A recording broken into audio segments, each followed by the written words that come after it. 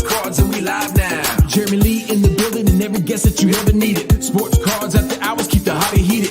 Updates, hobby talk like you've never seen it. Sports cards live and none could ever beat it. Sports cards is a lifestyle. Sports cards and we live now. Welcome to another episode of Sports Cards Live with your host, Jeremy Lee.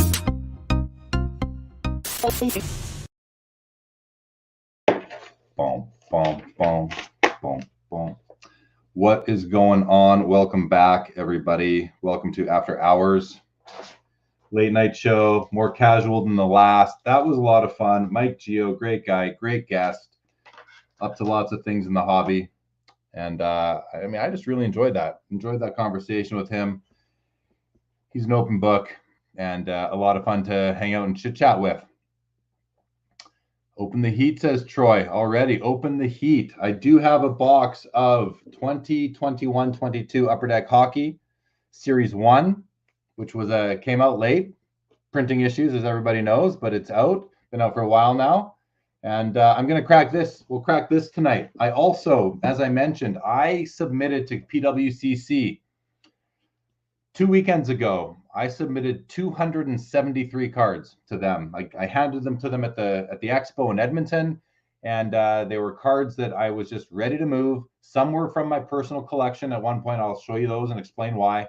Some were not personal collection cards. They were just cards that I'd picked up in collections here or there that I was ready to move and just didn't want to do it myself. So let PWCC sell them for me. So anyway, I've got my screen set up, ready to share. I can share it, show you exactly what's in there.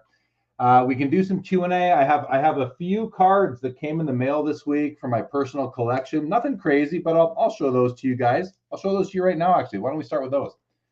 I'll show you some of these. So first card I'm going to show you. First three cards. I bought these three cards on eBay off the same seller. This is a set that I collect. It's from 2011-12 Upper Deck Ultimate Collection Hockey. It's the premium swatches. They're all out of 25. I've been working on this set for many years. I just don't find them all the time now. They're tough. They're all out of 25. But these are the two on the bottom are not really very important players, although David Perron is still playing on the bottom. Jonas Hiller, not in the league anymore in the middle, but a really nice patch. He played for my Flames for a while. And then at the top, though, is the big one, Joe Sakic, a really nice patch out of 25. So picked up these three cards on eBay and glad to have them towards my set. And then my favorite card of the week is my favorite athlete of all time, Teemu Selanne. This is a card that came up on eBay, and I knew there's a lot of people that chase these cards, so I knew I'd have to overpay. And if you've heard me say it before, you know that I overpay sometimes. Not that I like to, but sometimes you have to. So this is from 2005-06 Upper Decks The Cup. It's a base patch parallel out of 10. So it's the first year Cup base patch parallel of my favorite player, Teemu Selanne.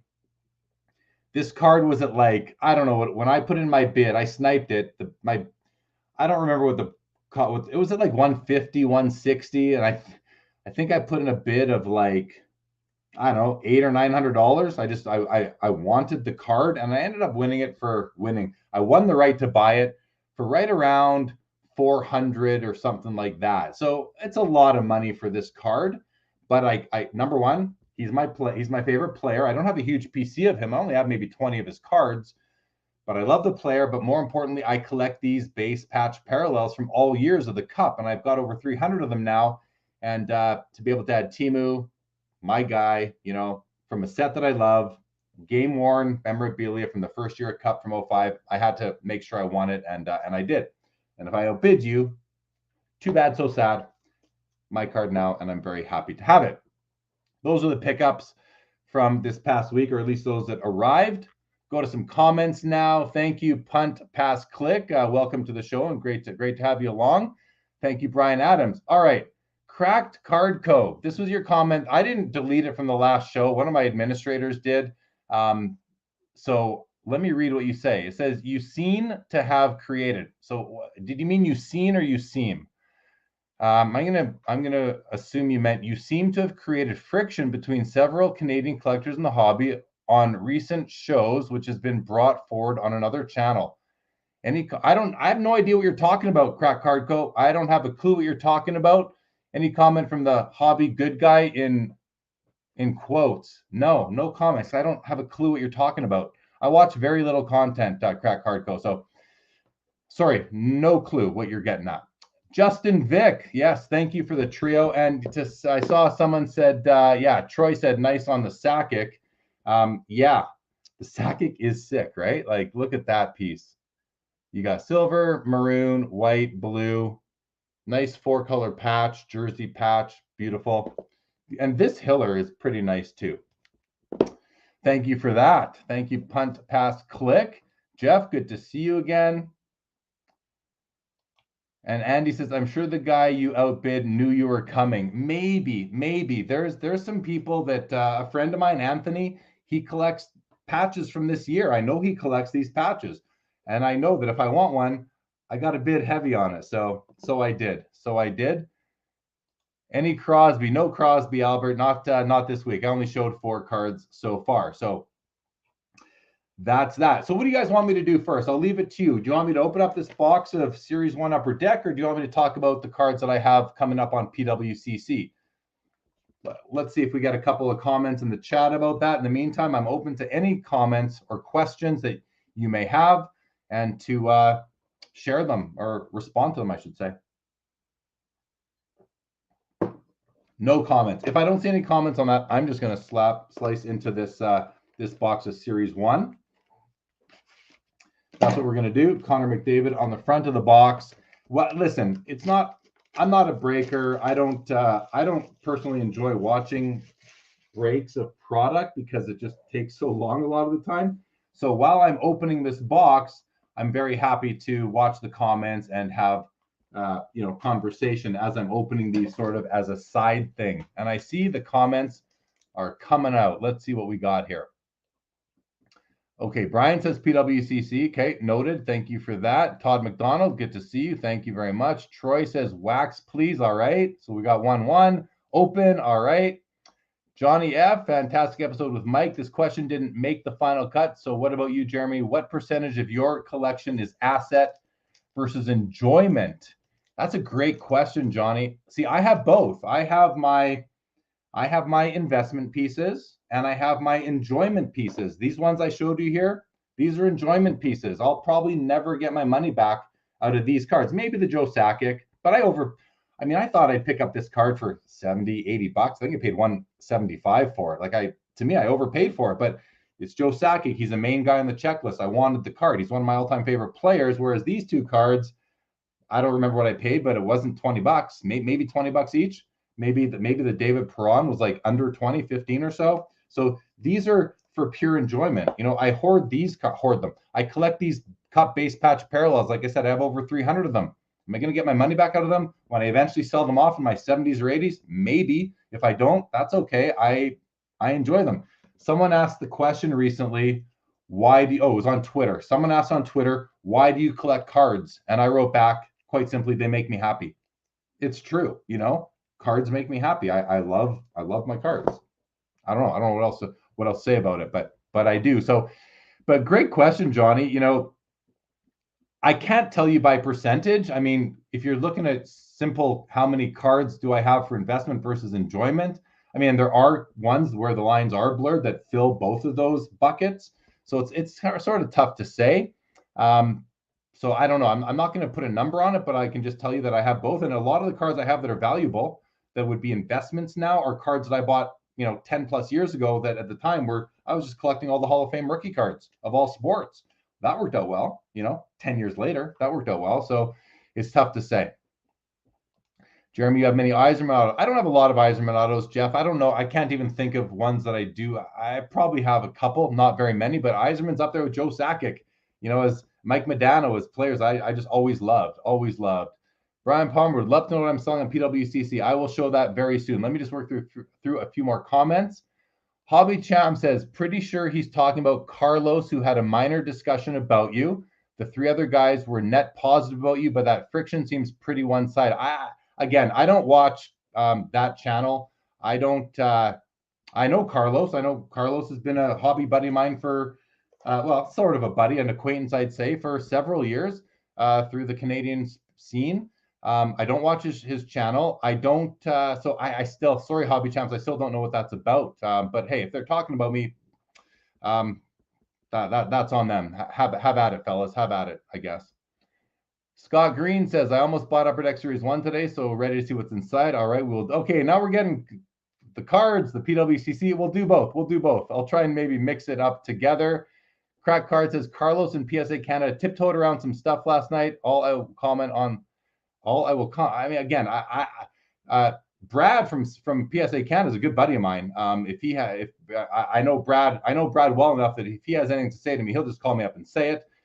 For the other person, probably wouldn't. I would doubt he would call me up and say anything to my face. But again, they can talk all they want. That's fine. Baseball card curmudgeon, what is going on? Thank you. I'm glad you enjoyed. I really enjoyed that chat with Mike Gio. What a just a fun guy for sure.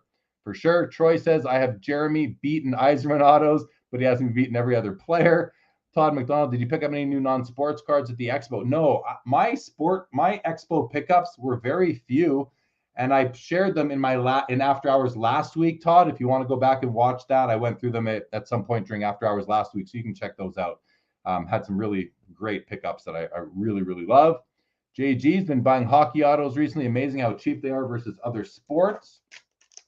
Lee Haskins, not many live shows in the hobby. Well, good. I'm glad I'm still delivering. Really am. Scott Green, congrats. You've made it. You have haters. I have had some haters for a while, and I've got a great strategy when it comes to haters, and it works well for me. Johnny F, if people are talking about you, it means you're doing a great job.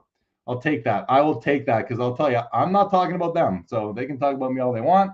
Hobby Champ says, Brad said nothing negative about you. Of course he didn't. Brad's my friend. Like, Brad is a good dude.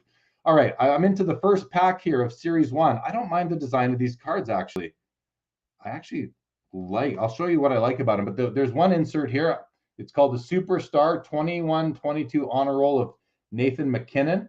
That's pretty cool. Just an insert. Number 1 in that set. But here's what I like about the base cards, and I haven't really looked at one until now. I'll just point out here, here's a Nicholas Backstrom. There's the main image here, but then you got this other image down here, and it's not just a crop of that image. It's actually a different picture altogether, which we haven't seen a lot of that in recent years, where the card companies are using different photos on the same card. The back, mind you, is the back. Oh, so the back, you have a color image of the black and white image that's in the bottom corner. But pretty cool. No big names in that pack. Guys, I'll do like one stack here, then we'll do some PWCC cards, and we'll come back the other way and kind of go back and forth. We got Elias Pettersson base card from Vancouver Canucks, Philip Forsberg, Nashville Predators, Yandel, Thomas Hertl, and UD portraits of Jakub Voracek. Excuse me. And some more base. I'll do a few of these packs here, guys. A few of these packs. Tell us your haters' secrets. I don't even know. I had some haters way back. They've just gone over. The best thing that haters do is they get bored when you don't really engage, and they just they go away, which is what they probably should do. Lapper says, my channel has no haters. That's how you know you're small. I want haters. Good luck getting your haters, Lapper. I wish you well. I wish you well with getting some haters. Filmington, what's your beef? What are you talking about, my beef with Josh Allen? I did not want to let that card go, but your good buddy and who I got to meet at the National Emit made me a fair offer, and I moved the card. And he's very happy with it. So I'm glad he is. We got a rookie retrospective of Niles Höglander of the Vancouver Canucks. That's the insert from this pack. Do a couple more packs here. I'm just picking them off the top here. There we go. Troy's the #1 hater for Lapper to fulfill his wishes. Hello, the floating head. Oh, someone made a floating head of me and called me the floating head. Look at that. Hilarious. I'll take it. That's the first time someone's used my image for a burner YouTube account. So good on you. Justin Vick says, baseball card collectors complain about overproduction of tops. How is Upper Deck hockey in terms of production? I think the biggest complaint that you see with Upper Deck in terms of production comes from their oh crap, what's it called? It's just escaping me right now. The online platform. E-Pack, their E-Pack platform. A lot of products go to E-Pack, and a lot of collectors don't like that. We have our first young gun, Tyce Thompson, New Jersey Devils. I admit I'm not familiar with this player, Tyce Thompson. The rest of the pack is basic base. Brian Adams wants to know, do I like Skybox metal cards? You better believe I do. You better believe I do. Speaking of Tyce Thompson, in the next pack, we have his UD Canvas Young Guns. UD Canvas, which is a parallel set with a different design. Is it a parallel set? It's not a parallel set, actually. I don't think it is because it's numbered C96, whereas Young Gun is numbered 239. So here's the two cards of the same player, Young Guns and the Young Gun Canvas, but the numbering is completely different on the back. C96 versus 239, telling me that this is not a parallel. It is an insert set, the Young Guns Canvas. And I should know that. These have been around for a long time. Troy, you are welcome. I hate you. LOL. I know you guys are just having fun. Here we go. Tyce Thompson is Tage's younger brother. That's good because Tage Thompson's pretty damn good, actually. The floating head pats myself on the back. Well done. Well done. All right. Next pack. Nothing of note in there. Oh, I guess that's the pack that the canvas came out of. Next pack. Lucic, Tristan Jarry, Kevin Lankinen. We have a UD Canvas. I'll show you guys this card in a second. It's actually a pretty nice picture. First of all, we have a base card of a great player, an up-and-comer, a player I should talk about more. Cale Makar, defenseman for the Colorado Avalanche. He's the real deal. And this is a great-looking card, actually. It's a second-year card. And then UD Canvas. It's going to look like it's upside down, but it isn't. This is UD Canvas, Evgeny Malkin. The nice thing that Upper Deck does with the canvas cards is that they try to use really interesting photography versus just action shots sort of thing. So they do a pretty good job with that, with the photography choices on the canvas. One more pack here. We got Konechny, Ty Smith, Jonathan Marchessault. We have another of these honor rolls. This is Sebastian Aho, who's a really great player. Dylan Strome, Cal Peterson, Nemesnikov, and Mario Ferraro. Let's do one more here. Kind of want to get through this. Trevor Moore, Thomas Grice, Brent Burns, Alex Kerfoot. We have a Young Guns of Simon or Simone, maybe, which I just dropped into corner, I'm sure. Simone Benoit. Again, I'm not familiar with this player. The Young Gun checklist this year, I believe, wasn't as strong as prior years because of COVID and shutdown and all that. Not as many players got a shot.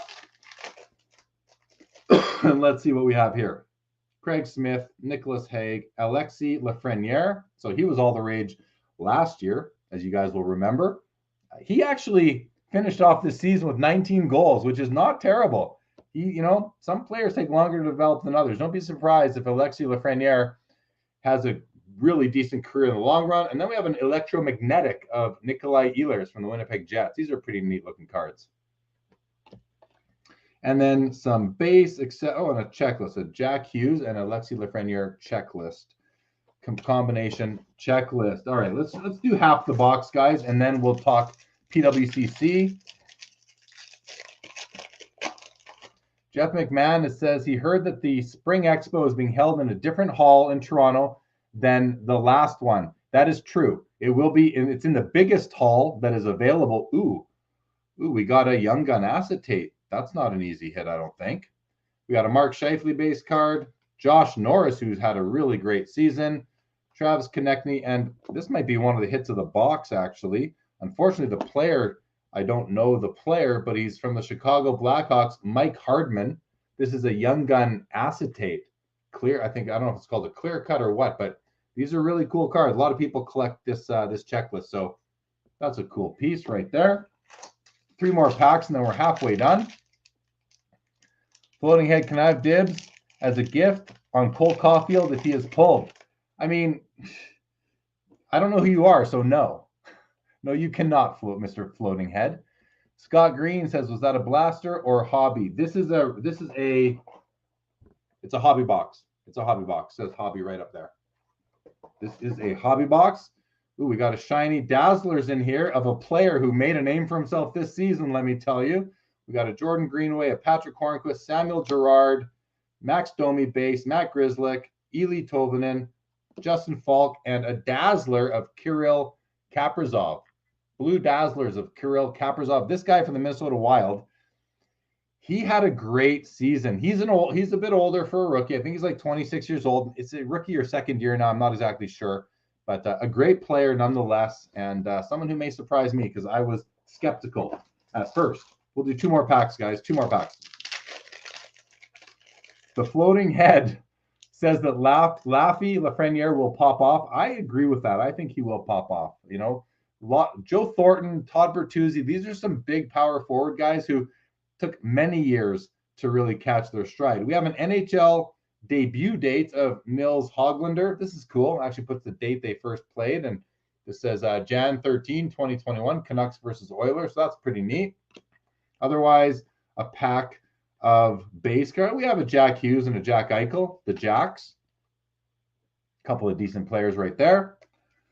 And final pack, and then we'll get into some, I'll show you some cards that I sent on their way to PWCC. We have a Puljujarvi, a Palat, Nikas, Pesci, a Young Guns of Jackson Cates.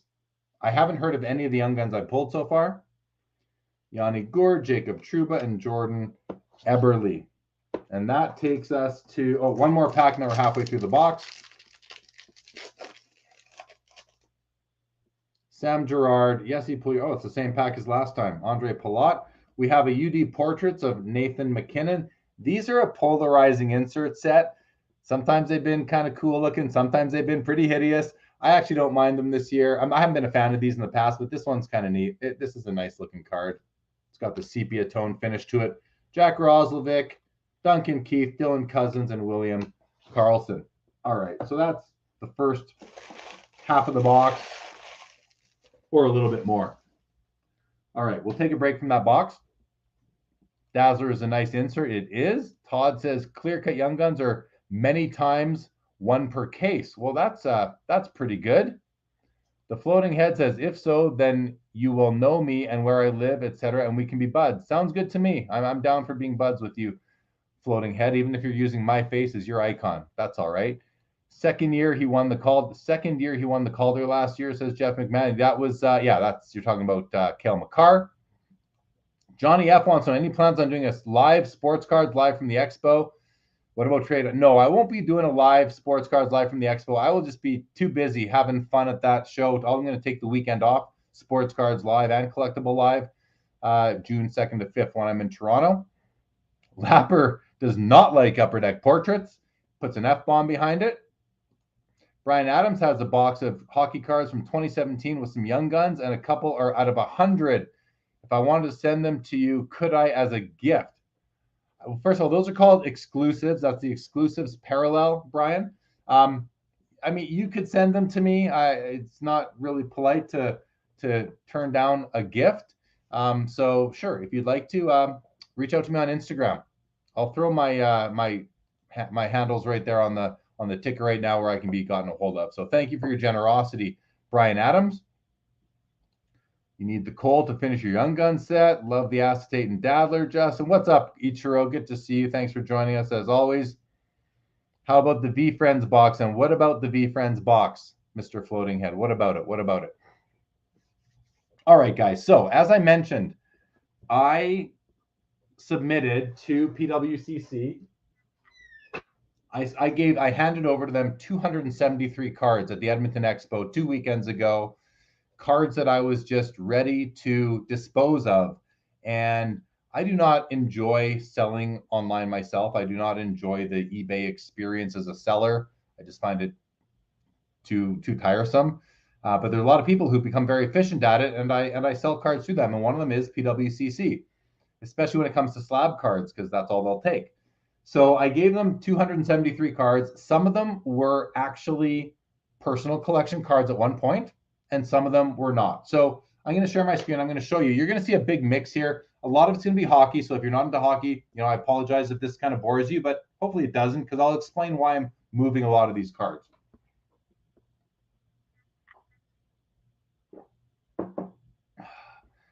Oh, Floating Head wants me to crack the box of V Friends. I still have it. I don't know where I don't remember where I put it, but I still have that box intact, and I don't plan to open it yet. I'm not sure what I'm going to do. You know, that's the one beautiful thing about an unopened box. You, as long as you leave it open, you have the option with what you want to do with it. So I don't know what I want to do with that yet. Okay, so I'm going to share my screen here, guys. This is my PWCC, my vault, as you can see, and it's filtered to all. So you might see a few cards in there that I still have on the platform. But here are some of the cards that are coming up for auction with them. And I've submitted them all to the weekly. I don't know when they're going to actually put them in the weekly. I'm hoping that they're going to be listed for sale this Thursday this coming Thursday to go live, and then they would last for 10 days on the platform. So first up, you can see these are there's some vintage here, vintage hockey. These are all Hall of Fame rookie cards. And you may ask, well, why, Jeremy? Why are you selling Hall of Fame rookies, especially these amazing vintage, 1923 Pattersons? Well, here's why. I've gotten to the point where I'm no longer chasing PSA set registries, which I was doing for a while. I don't feel the need to own players just because they're on a set registry list. I don't want that sort of power over what I need to buy to add to my collection. So in doing that, I thought, listen, there are still several Hall of Famers, even in this set, in this 23 Patterson set, that are very important to me that they are not being sold. Howie Morenz, Jack Adams, Morenz, Adams, there's two more in the set whose names are escaping me right now, King Clancy, and one other one I just can't think of right now. I'm keeping the core four, but these other guys are just players who aren't as interesting to me. Billy Burge, Psa Dna, Shorty Green. These are cards I've had for a while. They're all in really nice grade, PSA 5s. I like how PWCC tells you the populations, one of 4, 7 graded higher, one of 7, 6 higher, one of 9, 5 graded higher as of April 26th. I'm willing to move these cards and take the proceeds and put it into something different. I'm going to have some nice credit with PWCC once these are all sold. I sold some cards with them last couple weeks ago, whenever it was. So I'm going to have a little chunk of capital sitting in my vault or on account with them, and I'm going to be able to go shopping and maybe buy myself, several smaller cards or one big card, or maybe I'll just take the money. I'm not exactly sure, but there are a couple cards that I would like to add. So that's why I'm moving these vintage Hall of Famers. There's a Silvio Mantha. I don't have any affinity towards these players, so I'm willing to move them and again, just sort of reallocate the capital that's tied up in these cards into other cards. That's the plan. I'm also moving on some 1933 O-Pee-Chees. Again, in 33 O-Pee-Chee, the main card to me in that set is the Eddie Shore. I still have my Eddie Shore. I'm not moving it. I'm also keeping my Charlie Conacher. It's a PSA 6. I'm keeping those two, but I'm moving the Dick Clapper, the Nell Stewart, and the Red Horner, the Ebby Goodfellow, the Babe Siebert. So there we go. 1, 2, 3, 4, 5. If you're not familiar with the 33 O-Pee-Chee set, each card came in 4 different colors. So just because my Clapper is a green and my Stewart's a red, you could get a Clapper in a red, a blue, and a yellow as well, I believe it is. So I've got, the color isn't really that important when it comes to 33 O-Pee-Chees, but this is the first O-Pee-Chee set of all time. As you know, they're still making Upper owns a brand now, and O-Pee-Chee were the cards that us Canadians collected all through the 70s and 80s completely. All right, so we've got some more vintage there, showing you the 33 O-Pee-Chees. And again, these are just Hall of Famers that, just because they're on the set registry, I don't want to be tied to that. I don't want to have to buy cards because they're on the set registry. Now, it's fun to say you have the rookie card of every Hall of Famer, but I don't need that fun in my life. I got other fun. I am so all over the place in this hobby with what I collect that, sometimes you just have to make a decision and say, I don't love these cards as much as the cards I might buy with the proceeds from them. That's kind of where my mind is at. And I'll tell you, one of the cards I want to pick up, like many people, is a 52 Topps Mickey Mantle. I've never owned one, and I'd love to own a 52 Topps Mickey Mantle. I still want a 51 Bowman Willie Mays. That's been on my top of my list for years and years, and so I might look for one of those. There's some really cool 90s Jordans are still on my want list. Might go after some of those, or who knows? Maybe it's 152 Topps Mantle for all this stuff. Maybe it's a lower grade and a few different things. So we'll see. How about this guy though? 1952 Bowman, Bob Hope in a PSA 6. Now this card, I've got, I don't know, 60 or 70 kind of like Hollywood music cards from the 50s, 60s, and 70s. And when I was acquiring these, I kind of acquired them all within a few months. That was about a year and a bit ago. I picked up a couple cards that were big, like this Bob Hope. There's another one coming up. All the other cards I have from the 50s, 60s, and 70s, Hollywood and music cards, they're little. They're tobacco-sized cards.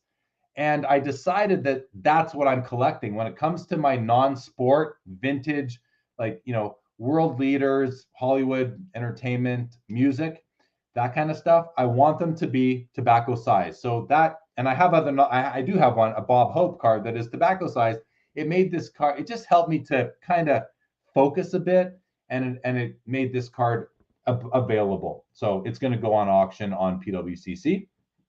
Then we get into some 52 Parkhursts. This is the second year of hockey cards post-war. The first year Parkhurst are those little, real small, relatively unattractive cards, but very, very important and beautiful in their own right. But this is the second year. The only real rookie in this set is Tim Horton from the old donut stores. But really, I do love it. It's a beautiful set. At one point, I was working on the set, and I just kind of decided that, you know what? These are cards that I don't love. I have rookie cards of players from this era that I care about. And I think, if I recall, I bought these cards many years ago in a lot from somebody, and I've hung on to them for a while.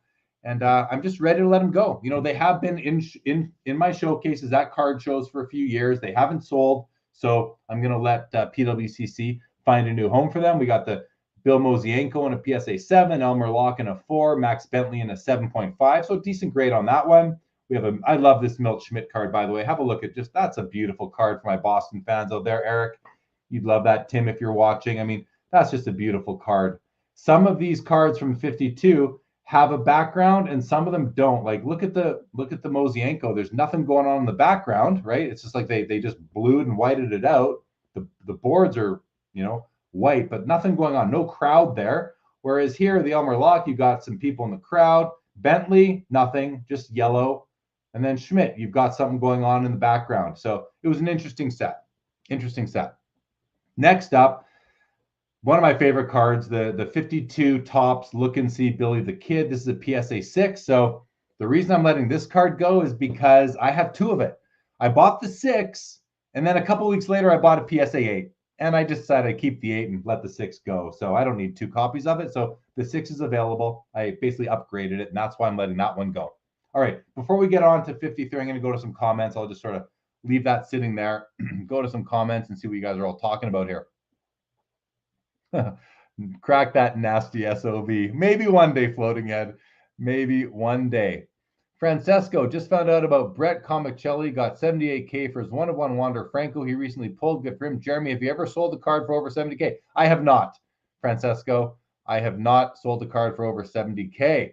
Mark Santucci, good to see us, as I'm into hockey and still upset about number 10. Yeah, Guy Lafleur passed away. 2 legends passed away in the last month. Guy Lafleur and Mike Bossy. I mean, these are all-time greats. These aren't second-tier Hall of Famers. These are top-tier guys, and yeah, crazy they both passed away within days of each other. Lapper says that box of V-Friends could be one of your most lucrative free rolls ever. Could be. Justin Vick, 1923, talking about my Patterson cards that are coming up for sale. Ichiro says, I feel that, married to a set registry. Yeah, I just decided I'm not going to be controlled by the set registry. I don't need to buy an obscure player who made the Hall of Fame and that I never heard of. So I'm focusing on players I care more about. I think that's fair, right? I'm totally okay with that in my own management of my collection. Ink Paper Wax, good to see you. The beautiful vintage pre-war, love it. Yes, definitely. Orange, thank you, Tanks. Not yellow in the OPG, but orange. Justin Vick says that Bob Hope card pops. It really, really does. Yes, thank you, Tanks. The George Armstrong rookie in 52 Parkhurst. I don't really forget about it, but it's just not as important. He's not a top or even a second-tier Hall of Famer, in my opinion. Brendan Ryan says, do you think quality control would be better if cards were Tito 6 sized? I don't know. I don't know the answer to that. Good question, though. Ben Mitchell, are all these cards for sale this week? Hey, Ben, good to see you, first of all. These are going to be listed. Right now, you can see right here on the edge, it says awaiting scheduling. I've already submitted them to the weekly auction with PWCC. They're awaiting scheduling. I don't know if I have any control over that or not. I'm hoping that they're all going to be ready to sell and listed on their weekly that's going to launch this coming Thursday. So watch for them there if you're interested in any of them. I'm not here soliciting for bids or, pumping my cards. I'm showing you decisions I'm making.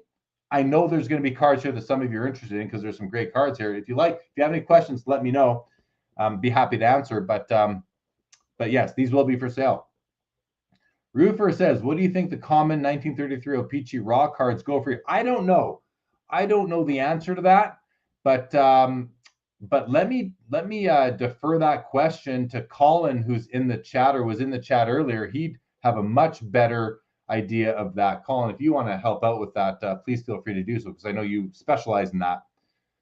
A PC should always evolve, says Albert Jones. Yeah, see, that's where I think we need to allow ourselves as collectors to let our PC evolve. Just because, and this is something I had trouble with. I struggled with this for years. It's like I collected these cards 5 years ago. Like, this is my mindset in 2008, let's say. I have my cards in 2008. I'm assessing them. I remember Christmas break 2008. I took 2 weeks off of work and I scanned my whole collection for the first time. And I remember assessing as you're scanning your cards, you're like, do I still love this? And a lot of the time I was like, well, I don't love it as much as I did when I bought it 5 years ago, but it's my PC. I can't sell it. I'm past that now. I'm allowing myself to refine my PC and always evolve it. To me, it's a fluid entity, and I give myself permission to take cards out of my PC and dispose of them.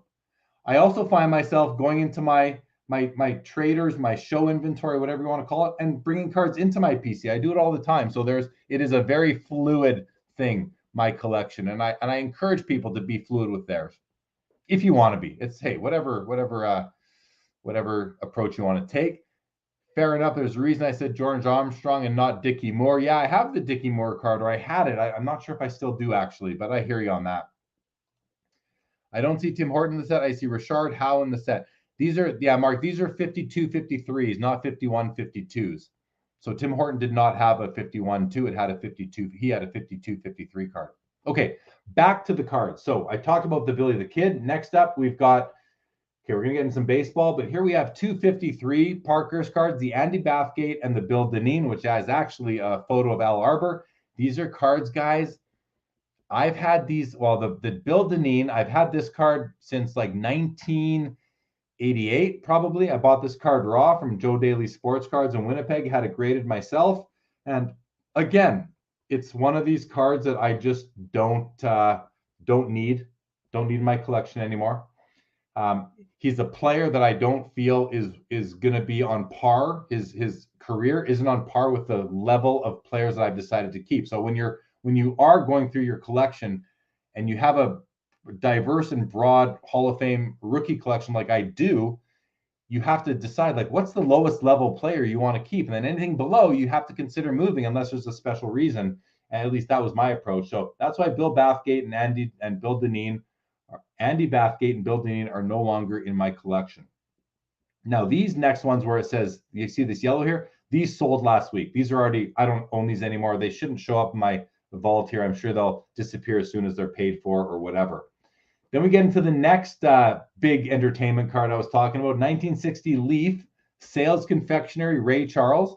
I have a small Ray Charles card. I don't want the big ones. I think it's a cool card, though. Look at him. Looking at the camera through his glasses. Well, maybe not, but he's got the glasses on. Fingers are on the keys. This blue background, it pops pretty well. It's a nice looking piano. I don't know. It's a pretty cool looking card, but you gotta put up some boundaries in places in the collection. And this is one that just didn't make it for me. It's not going to last in my collection. So letting that one go. Now we're getting some early 60s Topps hockey. This Hugh Lehmann card. So this guy's a Hall of Famer, and this is his rookie card, even though it's an all-time grades card. So it was a throwback card. from 1960, they were doing all-time greats cards. Isn't that pretty funny? It's pretty cool that they did. In any event, he's a player I've never heard of, except for the fact that he's on the Hall of Fame registry. That's all I need. Easier for me to let go of that card. But I know it's going to sell because so many people are doing the Hall of Fame set registry. So that card will find a home. Newsy Lalonde, not a rookie card. I have his rookie card. His rookie card is from the 1910 C56 set. This is a cool card. Look at him wearing the jacket. He was probably a coach at the time. Got the hat on. It's a cool card, but again, drawing the line in certain places. 61 tops, Bobby Hull, PSA 7, third-year card, beautiful card. Fourth-year card, beautiful card. But I have his rookie card from 58. It's like a one-off in my collection. So again, willing to move it.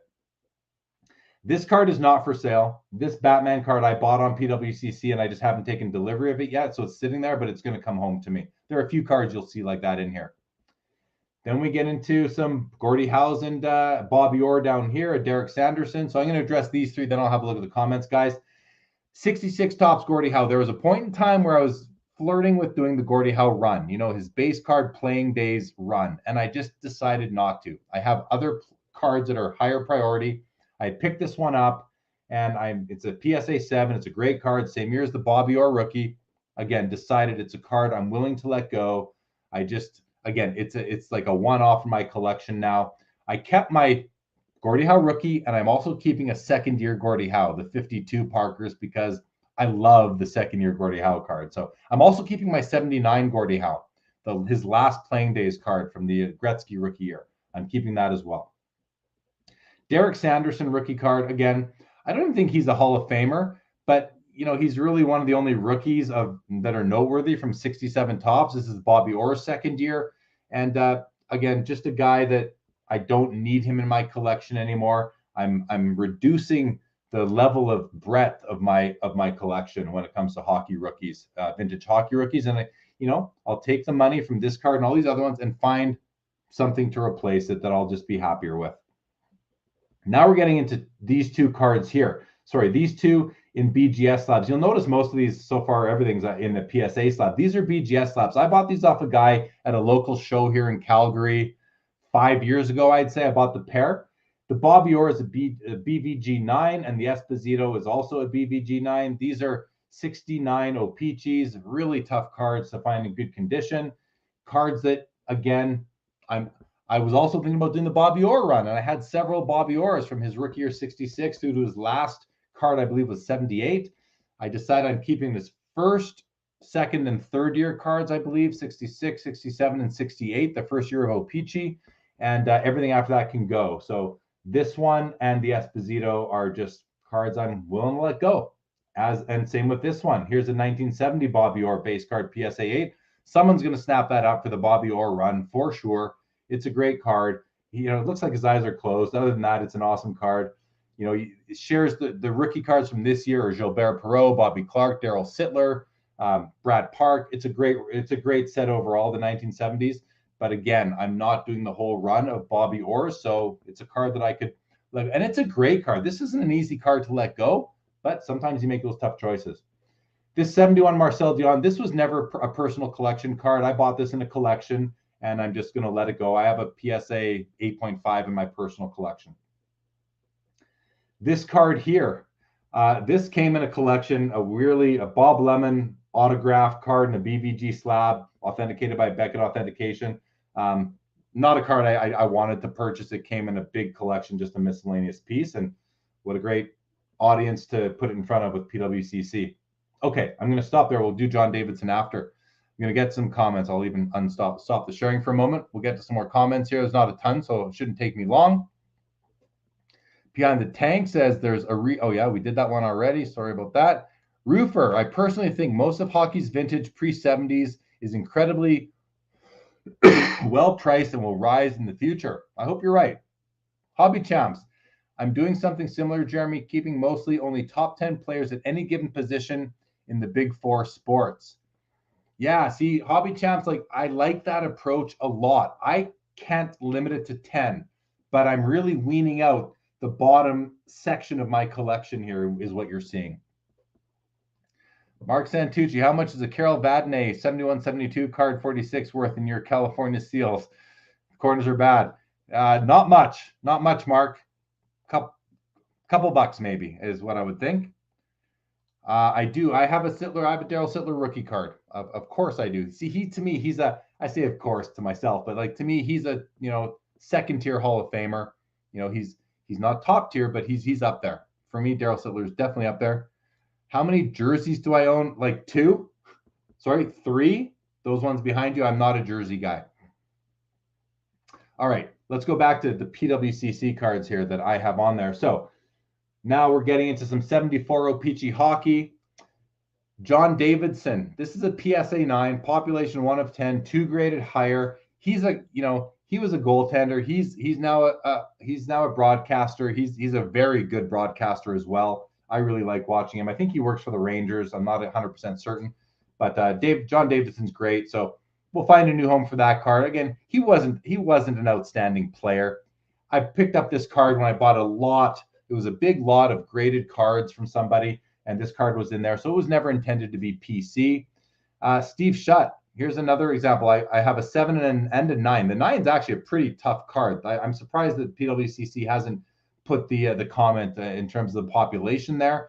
But Steve Shutt is right on the cusp of staying in my collection. And these were both actually acquired without in big lots of cards. So they weren't ever purchased to become PC. But that said, I actually need to, this is Ryan, I need to check and see if I kept the Steve Shutt. I may not have. I think I kept the Larry Robinson, that's for sure. Guy Lafleur, of course, Ken Dryden, but I just decided not to keep any Steve Shutts, and that's why you see them both here. Some WHA cards, Anders Hedberg, Ulf Nielsen. These guys were superstars in the 70s in the WHA, which was like a secondary league that the Winnipeg Jets played in. And again, I'm just chopping off that bottom edge of the collection. That's where this Dave Winfield fits in. This was a personal collection card, and this is not an easy one to let go. I don't like seeing it here, to be honest with you. Dave Winfield played for the Blue Jays when they won their championships in the early 90s. I was watching those games like glued to the screen. And, Dave Winfield, he's a legend. But I guess, this is one that's on the cusp. I'm having a little bit of pre-selling regret right here with this. I sold a card a couple of years ago that I totally regret selling. It was my Reggie Jackson rookie. My Reggie Jackson rookie was a PSA 8. Sold it to my buddy Andy. And it was just, I regret it. I wonder if I'll have a similar feeling with this one. The nice thing is that, you can always just buy it back if you need to. At least I will do that. So we'll see how I feel once this one is sold. If I decide I want to replace it with another, and I'd probably just get another PSA 8 because they're not that valuable. Excuse me. 75 Bobby Orr, same reasons as before with Bobby Orr. This was PC. I was trying to get them all in PSA 8s. It was a PC card, but not a card that I need anymore again. Now we've got Colin Campbell, Harold Snepts, Pierre LaRouche. Actually, the Pierre LaRouche is a different kind of situation. We'll talk about it in a moment. But Colin Campbell, pop 1 of 4, none graded higher. So I'm hoping that does well. Again, he's like is he the second in command to Gary Bettman, I believe? He works for the league. So he's relevant still. Was not a relevant player. Not that I remember. I was really young back in 1975, but not a relevant player. But someone will want the card, so I don't want it anymore. Willing to let it go. Harold Snepts, he's a Canucks legend, but again, wasn't outside of Vancouver. Not many people know who he is or really would be collecting his cards. I don't think. Someone correct me if I'm wrong. Now we're going to get into, you're going to see, this is the first of the Psa Dna Collection. So I was very fortunate. This goes back a long time, probably about 15 years ago. I was at the expo in Toronto, and I walked by a booth called the Icebox, which at the time was owned by a guy named Terry and run by a guy named Wayne Fraser, still a good friend of mine. And Wayne had recently acquired the collection of the gentleman who was the cameraman for Hockey Night in Canada for CBC. And this guy, his name was Robert Thomas, he went into the locker rooms after every game and got the players to sign cards. The gentleman passed away and his estate sold the collection to Wayne at the Icebox. And I happened to be one of the first people to walk up to the booth and see this on display. Wayne had signage for it. It was a big deal. And I bought several cards from there. I bought every Winnipeg Jet card that was there, about 300 of them, and I bought one rookie card of every player that was significant to me. And that started me on a road of buying and collecting autographed rookies for hockey. I no longer care about that. I shouldn't say no longer care. I somewhat care, but I'm not collecting them anymore. Of all the cards I bought that day, it was probably 340 cards, let's say. I think I'm keeping all the base card Dale Hawerchucks, and I'm keeping one of each of Wayne Gretzky, Mario Lemieux, Steve Yzerman, Patrick Waugh, maybe one or two others, Ron Francis. So I kept a few, the big guys, but I'm willing to move the rest of them because I don't, and I know there's a movement coming right now for autographed rookie cards, like non-pack pulled autographed rookie cards that could be PSA DNA'd, but it's not my thing. I prefer my rookie card to be unautographed. So I'm moving them. And this is the first one you're going to see is the Pierre LaRouche. This one this wasn't a Robert Thomas card. I actually had this card autographed myself. But again, I said that started me off and I started collecting these things. This one I actually had autographed at the Expo several years ago. Went and met Pierre LaRouche, who was great in hockey pools back in the 80s. Doug Jarvis, he was the Iron Man in the NHL for several years. He no longer is. That record's been broken a couple times. It was just broken this year. Keith Yandel, I think, his streak ended. He's the new Iron Man, but Doug Jarvis was known for being the Iron Man in hockey for many, many years, but not an important enough player for my collection, so I let it go. Here we have, this is cool. This is a Monty Gum card. This is Kiss, PSA 8, high grade. Again, it comes back to oversized or just normal sized non-sport card.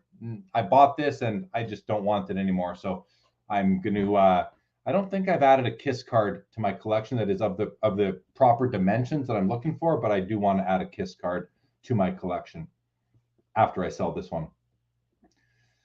Bernie Federko, Dave Taylor.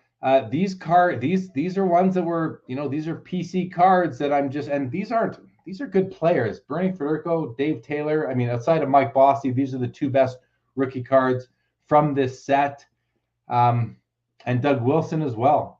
These are all really great cards. These are the three other than Bossy, but they just didn't make the cut with me. I feel like I might have some seller's remorse on the Federko. I don't think I'll have any on the Doug Wilson or the Dave Taylor. This is a PSA 10, so this is a pretty big card. I think the comps on this are around $1,500, so this will net me a nice bit of money to put towards something else, but I think I'm going to be okay with it. I think I'll be okay with it. And now we're into some more of these PSA DNAs. As I mentioned, we've got Barry Melrose, who, coached the LA Kings for several years, was a rookie card with the Winnipeg, was a rookie with the Jets. This is Bobby Hall's last playing days card. Pretty cool, nice autograph. We have a Bobby Smith rookie, not autographed, of course, but this was PC for me. I had this card for 35 years probably, had it graded myself, and just decided it's, again, not making the cut. And finally on this page, Morris Lukowich. He was a childhood hero of mine, played for the Jets, number 12, I believe, and so letting that one go. Okay, I'll remove that for a minute. I'll go to the next screen on PWCC. We have more to go through. It may not, I don't know if this is interesting. I'll see how the comments are, what you guys think of this. Where did we leave off here? Roofer, how many pucks do I have, if any? I don't have any hockey pucks. Never collected hockey pucks. Albert Jones, I got tired of all my Crosby autos, so I got rid of a bunch and got into other types of cards. Well, good. I mean, collect what you want, right? And don't be, like, I'm giving myself permission again to move into other cards that I'm not loving anymore. Jeff says that John Davidson is president of the Blue Jackets, I believe. He was at one time. I'm not sure if he still is, but he very well might be. Tank says 74 O-Peachy is the toughest set to find centered. Yeah, it's tough. So are 78s, though. 68s are almost impossible as well. 90% are low grade because of centering when you buy them. It's definitely up there as far as the toughest cards to find graded of all the sets. Friedman says Price doesn't believe his current state would be sustainable for a whole season. We're talking about Carey Price, goaltender for the Montreal Canadiens. Is retirement looming this offseason? I mean, you got to think it might be, because he's got some mental health issues or condition. I don't know. He's got mental health concerns. He's got physical health concerns. I mean, maybe it is. Maybe he's considering retirement. I don't know. I guess we'll find out. Tank says, I only know of Harold Sneps because of the amazing mustache, for sure. Mark, I don't have a Sneps card, but people putting sets together may have interest in him. Yeah, I know the Sneps. He's got a following. That card is gonna sell for whatever it sells for on PWCC, and I'm sure it'll do just fine. I'll be happy. Skeppy says Dave Winfield is a very overlooked athlete, much bigger than people think. Basically, a more athletic Frank Thomas, one of the few players with 400 plus home runs and 3,000 hits. And now you're making me even have some pre-selling regrets on that one. But again, I'll just replace it if I have to. Facts sakes, it's always interesting learning about cards. Keep doing it. Thank you. All right, so we'll keep going. Page 2. Wayne Gretzky's are coming up on this page. So we have 2 here. We have a PSA Authentic. This is a card that I bought raw at the expo a couple years ago. I bought it raw, feeling very strongly that it was trimmed. I paid appropriately, but nonetheless, I wanted to get it slabbed, put it in an authentic holder, and sell it to someone who's looking for an affordable Gretzky rookie, and that's what's going to happen here. So this was never a PC card. Same with this one. This came from a collection I recently acquired that happened to have a Topps PSA 8 Gretzky rookie in it, and I have a Topps 9 in my collection, so the 8 is available and will be sold. Now we're getting to some sort of miscellaneous. A Brian Propp PSA 9. This guy was awesome. I used to pick him in my hockey pools in the 1980s, and between Brian Propp and Tim Kerr for the Philadelphia Flyers, these guys would get like 4 points a night, all power play goals. Tim Kerr was one of the highest scoring power play goal guys of all time, and these guys were partnered up on the power play. Tons of points. Brian Propp, I know a lot of people haven't heard of him, but he was a great player in his day. But again, missed the cut for me. This card came in a collection. It's one of those like, why do you have this card?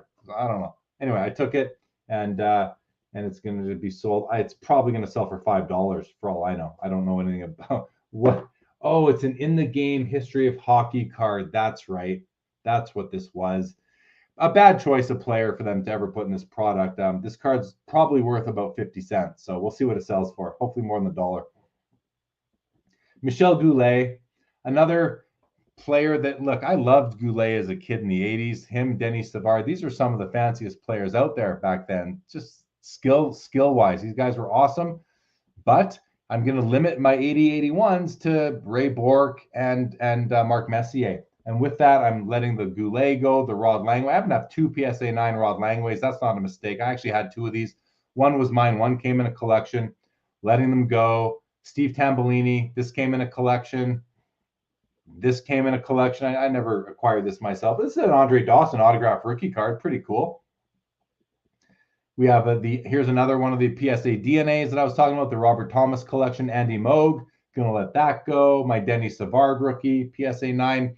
I might one day have a bit of seller's remorse, but I'm getting older now, right? I just had a big birthday 2 days ago, and there comes a time when you start to think about the ultimate disposition of things, and again, in combination with trimming that bottom end of the collection. Same with Cicerelli, although this is a PSA DNA. Don Beaupre, PSA DNA. Glenn Anderson autograph. I'm going to start saying autograph. Yari Curry autograph. These are all some pretty nice cards. Kevin Lowe rookie autograph. I have 2 Larry Murphy PSA 9s. I don't remember where I got both. One might have been one of my originals. Yeah, I know the 1405s are cards that I had graded myself back in 2008. And then this I picked up along the way in a collection. And then here's an autograph version of it. So we got 3 Larry Murphy rookies. He was a great defenseman, by the way. Mo Mantha going to be hit the auction block. Same with the Paul Coffey. I have a Paul Coffey rookie in my collection that I'm not letting go, a PSA 9. We have a Peter Stasny rookie. Again, didn't make the cut for me. This guy was I believe he was the leading scorer throughout all of the 80s in hockey. Behind Wayne Gretzky. He was the second leading scorer behind Gretzky through the 80s. So he's a significant player, but he gets no hobby love, and he should get more. Reggie Lemelin, Again, I'm moving these autograph rookies out. Tim Kerr, who I was just talking about, a Flyer legend. Brent Sutter, he can go. And then these Dale Hawerchuk. So I kept the base cards, but not the subset cards, not the record breakers or the team leaders or the inactions, those kind of cards. I'm letting them go. Why do I have a Mark Tardif card? The guy, I mean, he's an unknown for the most. I mean, he's not totally unknown. I get it, but in any event, that came in a collection. I never acquired that purposefully. Neil Broughton, one of the best American-born players of all time. I mean, he's been surpassed by many since then, but he was an early, American hockey pioneer, I guess you could call him. We have a Bernie Nichols. This guy had like 150 points playing on Gretzky's wing one year, or centering Wayne Gretzky, I should say. Brian Bellows, autograph. Brian Mullen autograph, Joe Mullen's brother. Here's another Hawerchuk team leaders card I'm letting go. Guy Carbonneau. Marty Howe, that's Gordy's son. This is a Gem 10 base card. Came in a collection. I did not acquire this, but people who are doing the set, the 83 O-Pee-Chee set in PSA 10, might want this card. There's a Housley rookie unautographed PSA 9. Again, didn't make the cut. There's an autographed copy of it. Scott Arneal rookie card. Him and Dale Hawerchuk actually were, they lived in a house together in their early years in Winnipeg. I know that because I got to go to it one day and they were both hanging out. Cam Neely, PSA 9 rookie. Again, like the Savard, like the Goulet. Just cards that I chopped. I chopped them from the PC. Here's another Hawerchuk, like a record breaker card autograph. Here's a Pat Verbeek autograph rookie. Sylvain Turgeon autograph rookie. Pierre's brother, Tom Barrasso autograph rookie. Brian Hayward autograph rookie. Dave Andrechuk. Dave Christian. Dave Ellett. Now you're seeing some Winnipeg Jets. This is a pretty cool card. This was PC. I bought this kind of on a whim one night on eBay. It's a second-year Doug Gilmore and a PSA 10. I thought that was pretty cool. I still have a thing for some second-year cards. I mean, back in the 90s and the late 80s, second-year cards meant something. They don't mean anything anymore. Like modern second-year cards don't seem to mean anything anymore. But this was a pretty cool card. It's got to have a low poppy. I'm one of 7, so a Doug Gilmore collector or a 85 O-Pee-Chee collector will want that. And then we have a Eddie Ulcek autograph rookie. Let's go to page 3. I'll go to comments first, actually. Let's do some comments here. Where did we leave off? Dave Winfield comment. There we go. Willie T, who is your Stanley Cup pick? I mean, listen, I'm going to be a homer. I'm going to go Calgary Flames. I'm scared about the Colorado Avalanche, but the Flames are really good out of the West. Out of the East, I mean, look, you've got Florida, you got Carolina. Both those teams are really, really strong. Tampa Bay, a dark horse, if you can call them that. Back-to-back Stanley Cups. I don't know if you can call them that, but I'm gonna go stick with my Flames. But that's the conference final and Stanley Cup finals are all rounds are gonna be challenging. But I'm gonna go with the Flames. I got to go with them. Colin says Davidson left St. Louis, still with Columbus. Oh, and the Snepts card is the last one in the set, so that'll be tough to. That's a condition-sensitive card for sure. Daniel, welcome to the show. Behind the Tank says some 1980 O-Pee-Chee PSA 9s have been getting crazy high prices lately. I remember a time when you wouldn't even consider grading any card from that set outside of Gretzky, Bork, and Messier. Yeah. Jeff McMahon says Tim Kerr was a beast and Prop was a very underrated scorer. I agree. Yeah, you didn't even keep the Goulet or the Langway either. Yeah, they weren't gradable back then, hey? Yeah, I guess that sounds right to me. Troy says, don't feel bad about selling a few cards. Always get to purge a few gems. Yeah, I'm not purging any gems to me. They're not gems to me, but I'm sure they're gems to others. And that's what's great, right? Thanks, Mark, for the happy birthday. I appreciate that. Daniel, love Prop. Joined my friends and I for dinner one night. A lot of drinking and a lot of great stories. Very cool memory. That's cool to hear. Tim Kerr put up similar points to Cam Neely in fewer games. There you go. Anyone would have 150 points playing with Gretzky. Hey, Andy, I hear that. Dallas Mooney, can you expand more about going to Hawerchuk's house as a kid? Sure. My stepdad was a car salesman for Pontiac at the time, and he sold the car. He sold the car to Dale Hawerchuk, and he he said I can come on the delivery of it. So I went and delivered Dale Hawerchuk. It was a truck. Went and delivered him the truck. And I remember we pulled into the garage, and some garages have like some stairs that people stand on to walk down the stairs to get into the garage. And I remember Scott Arneal and Dale Hawerchuk were both kind of standing on a little platform in the garage, and they came down and signed pictures for me. And I mean, I was probably 12 years old, something like that. And that's why I was at Dale Hawerchuk's house as a kid for maybe 45 minutes, sort of thing. Ichiro says, you have piqued my interest on moving some PC items. I struggle with letting go of very low pop graded stuff, honestly. See, and that's a great comment, Ichiro. For me, I only struggle with that if the player is important to me. And I'm not moving anything here that I can't easily replace if I have seller's remorse. So I'm okay with it. Lapper, hit me up. We'll place a bet on Calgary versus the Avs. I don't think I want to bet on them. I don't think I want to bet against the Avs. I don't think I want to bet on the Flames in that series. I'd rather just watch that series and listen. If I'm going to be disappointed that they lose the series, I'd rather also not lose money on it. I'd rather just take the disappointment, not exacerbate my feelings. So I'm going to pass on that, Lapper. But thanks anyway. CC, some nice cards you're letting go. Looking forward to seeing the cards you pick up. Well, I will show those cards I pick up. I will show what I'm purchasing as well on a future episode for sure. Thank you, Daniel. Always great to hear from you, buddy. Peter Collect says, any thought to spreading these out over several auction weeks versus concentrated all at once? I did think about that, Peter, but I decided not to because there's not a lot of overlap here. I think a lot of these cards will be the only ones on the platform. I mean, maybe if I have 2 Larry Murphy PSA 9s, we do one at a time, but even that, I'm not that concerned. I'm not looking to it's not like I need to max out on these. I think the rare vintage, like the cards from the 20s and 30s and 50s will do fine on their own. So no. The other thing I was kind of waiting for was PWCC to add bidding to their app, which they've finally done. I don't mean finally negative. I mean, they've got that done now. So I think the app is going to be much more, I think you'll see more bidding than ever before. And so the timing was right for me and I just gave them the cards 2 weeks ago. So I thought about it, but then I thought, you know what? I want to convert these to money in their account that I can then, buy something. So many kids on here never even heard of Pontiac, no doubt. Lapper, as an Avs fan, I'm still nervous as hell.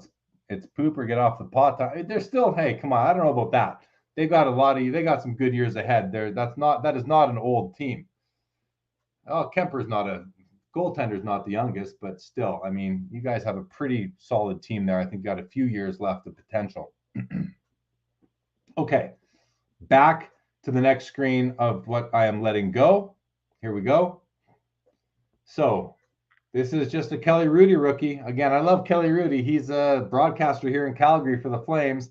Good guy, but not going to make the cut. And there's the autograph version of the rookie. Kirk Muller autograph. Peter Zezel.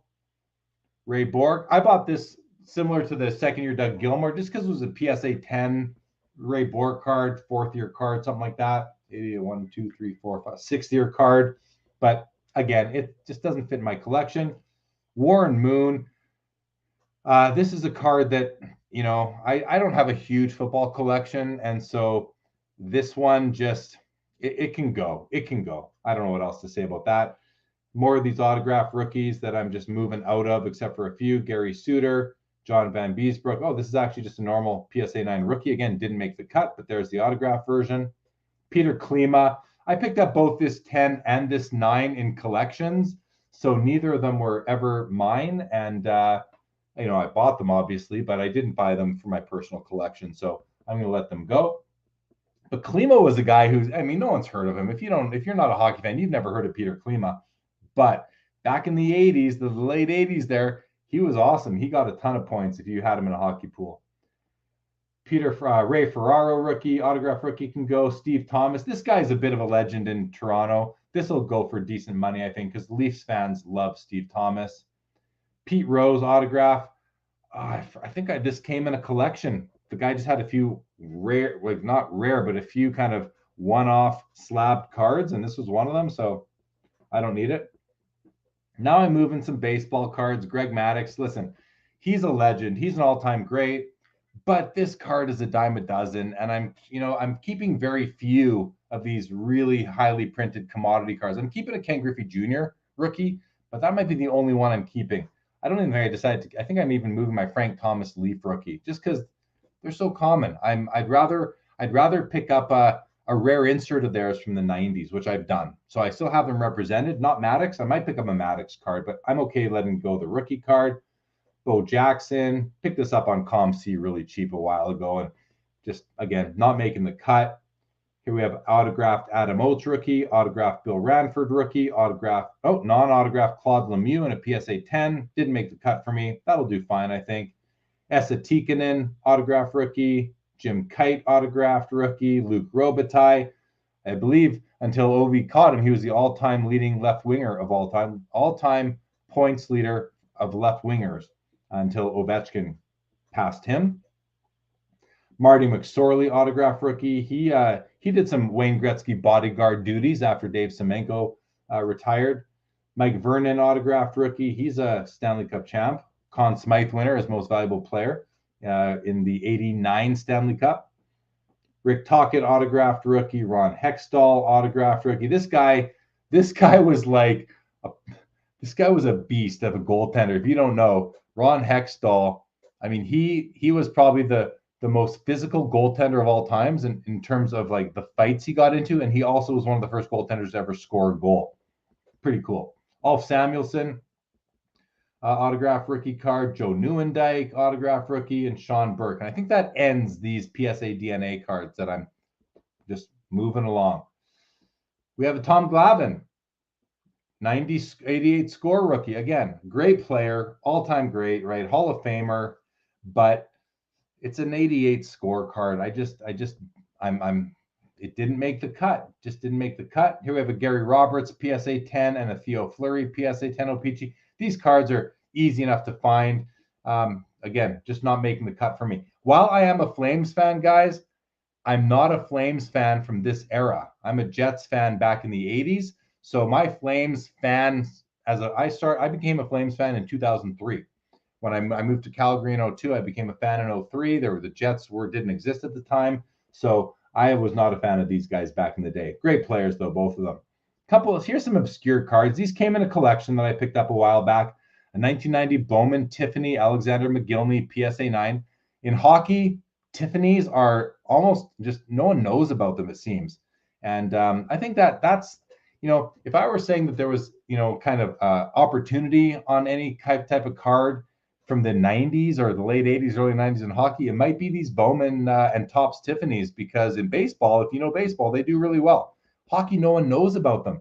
And look at this. It's a pop 1 of 9, none graded higher. Like the pops on these are minuscule.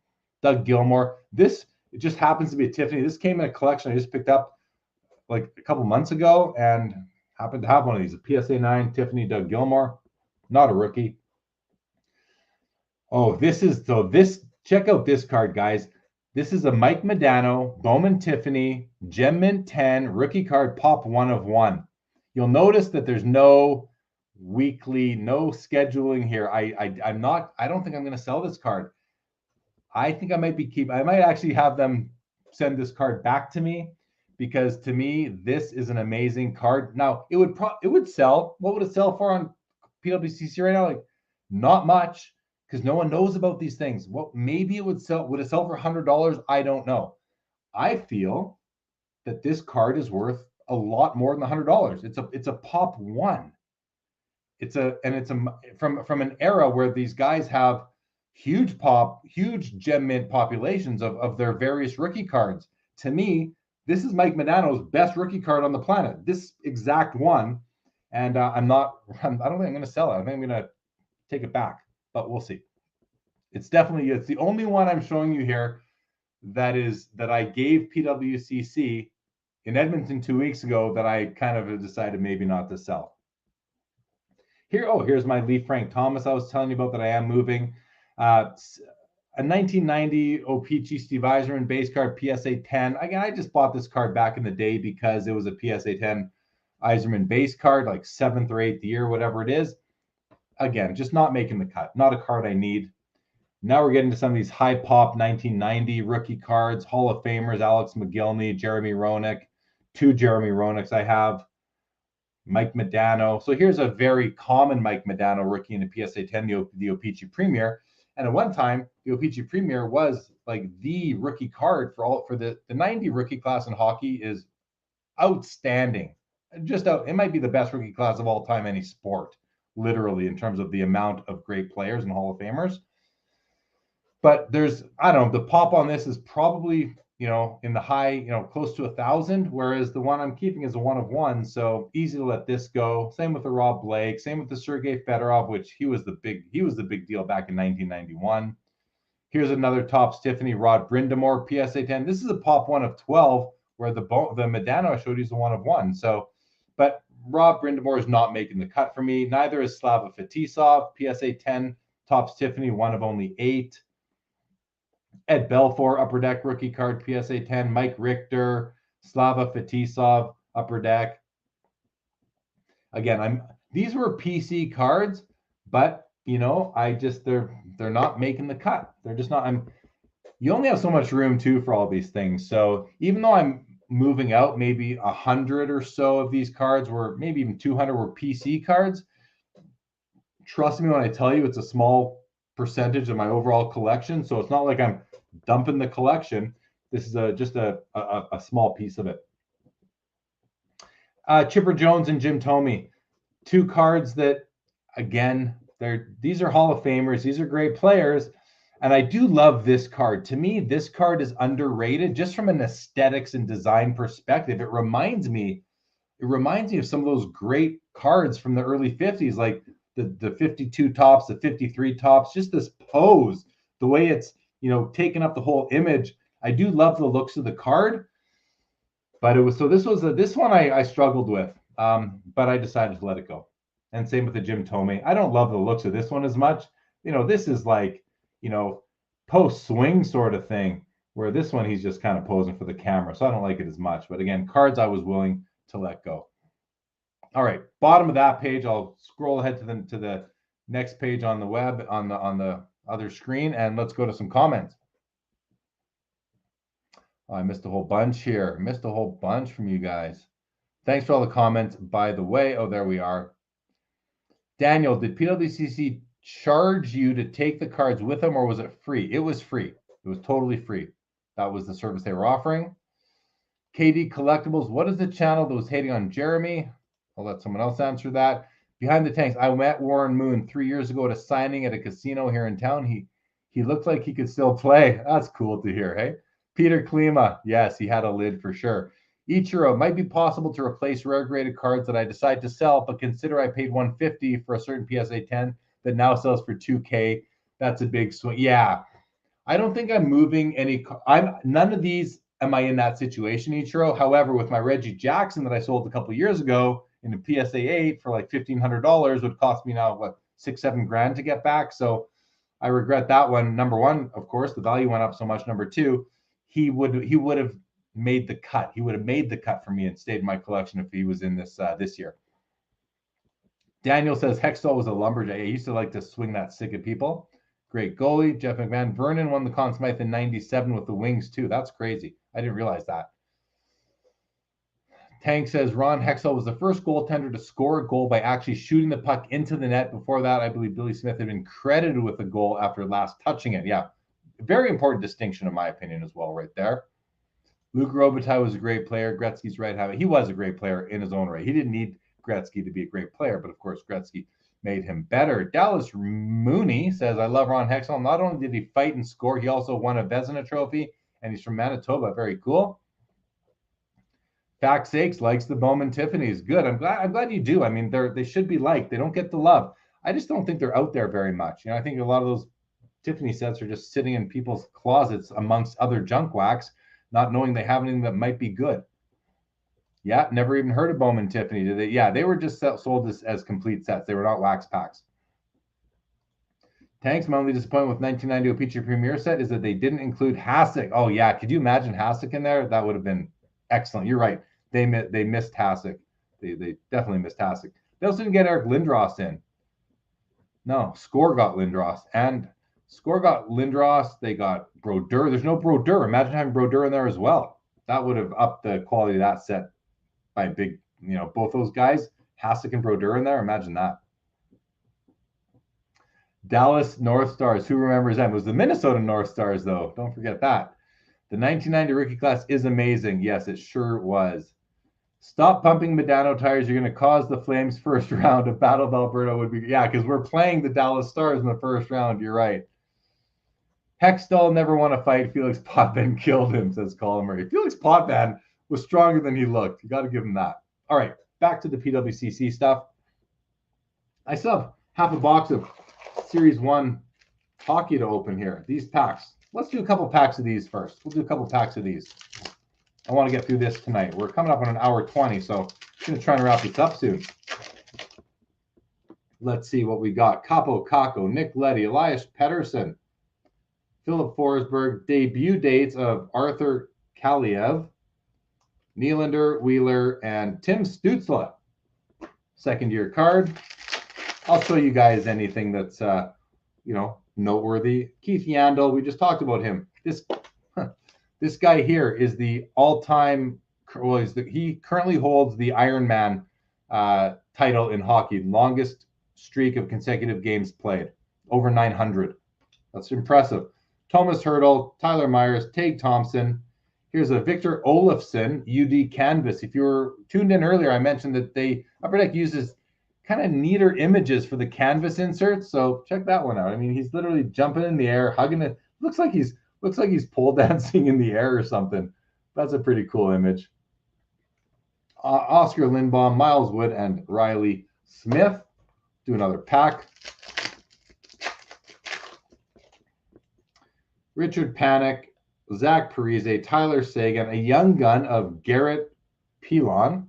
Again, I have not heard of this guy. I have not heard of any of the young guns so far. Chris Kreider, Anders Lee, Marc-Andre Fleury, and Roman Josi, who was the first defenseman in like 20-something years to hit the 90-point plateau this year. So this guy's good. That guy's good. He could win the Norris Trophy.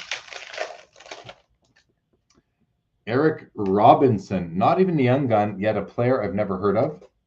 Alex DeBrincat. We have something happening here. Oh, a retrospective. Craig Smith, Nicholas Haig, Drew Doughty, Martin Jones, Tanner Pearson, and a rookie retrospective of Josh Norris.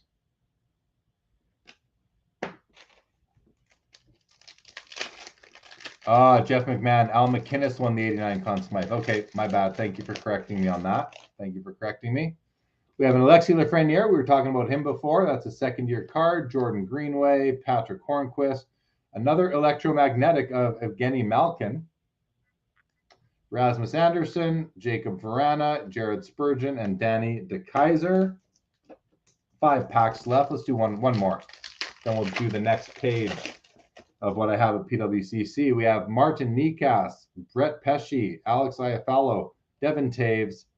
We have another Young Guns, and wouldn't you know it, Ollie Alsing. Never heard of him. Never heard of him. Keandre Miller, Kirill Kaprizov, second-year card. This guy is a stud. And Jonathan Huberdeau. This guy was actually, he tied Johnny Gaudreau with the second most points in the NHL this year behind Connor McDavid with, I think, 115. McDavid ended with 123 points, huge numbers. This guy, Jonathan Huberdeau for Florida, and my guy, Johnny Gaudreau for the Flames, both finished with 115 points. But because Gaudreau had more goals, he ranks higher on the list. So Gaudreau finished second. Pretty cool that 2 Alberta players finished 1-2 in league scoring. All right, next back, Jake DeBrusk, UC Saros, Jordan Binnington, another UD canvas. This is of Mikko Rantanen, and it looks to be from an outdoor game. So that's pretty cool. That's a nice image, right? Like, they do a nice job with the image selection. Nazem Kadri, Sergei Bobrovsky, Mikhail Sergachev, and Alex Nedeljkovic. Should I just whip through these? I'm just going to whip through these last 3 packs. All right. Sorelli, Panarin, Josh Bailey, Comfer. We have a Hundo P card. I'll show that after. Jakob Slavin, Adrian Kempe, and Nicholas Hjalmarsson. We have a Hundo P card. Okay, this insert set is legitimately called Hundo P. for 100%. Ryan O'Reilly. Look at that. Hundo. Can't even say it with a straight face. Billy, if you're watching, this is just funny. Hundo P. I can't make that up. Hundo P. Nice job, Upper Deck. I love it. I love it how much that makes me laugh. All right, 2 more packs. Let's see if we got anything awesome. Chris Tierney, Nicholas Delorier, Kevin LeBlanc, Dominic Kubalik, Tyler Toffoli, who's since been traded to the Calgary Flames, Charlie McAvoy, Jake Gensel, and Kevin Hayes. Nothing of note in there. No special inserts. Last pack of the box. Last pack luck, maybe. Zach Werenski, Sean Walker, Rasmus Ristolainen. Our last young gun. I think I've heard of this guy, Jamie Drysdale. I think I've actually heard of him. But I literally am not 100% certain, so maybe not. TJ Brody in a Leafs uniform. He played here for a lot of years. Justin Hall, Jeff Carter, and Jeff Petrie. That's it. That was the second half of the box. Thanks for sticking with me. Excuse me.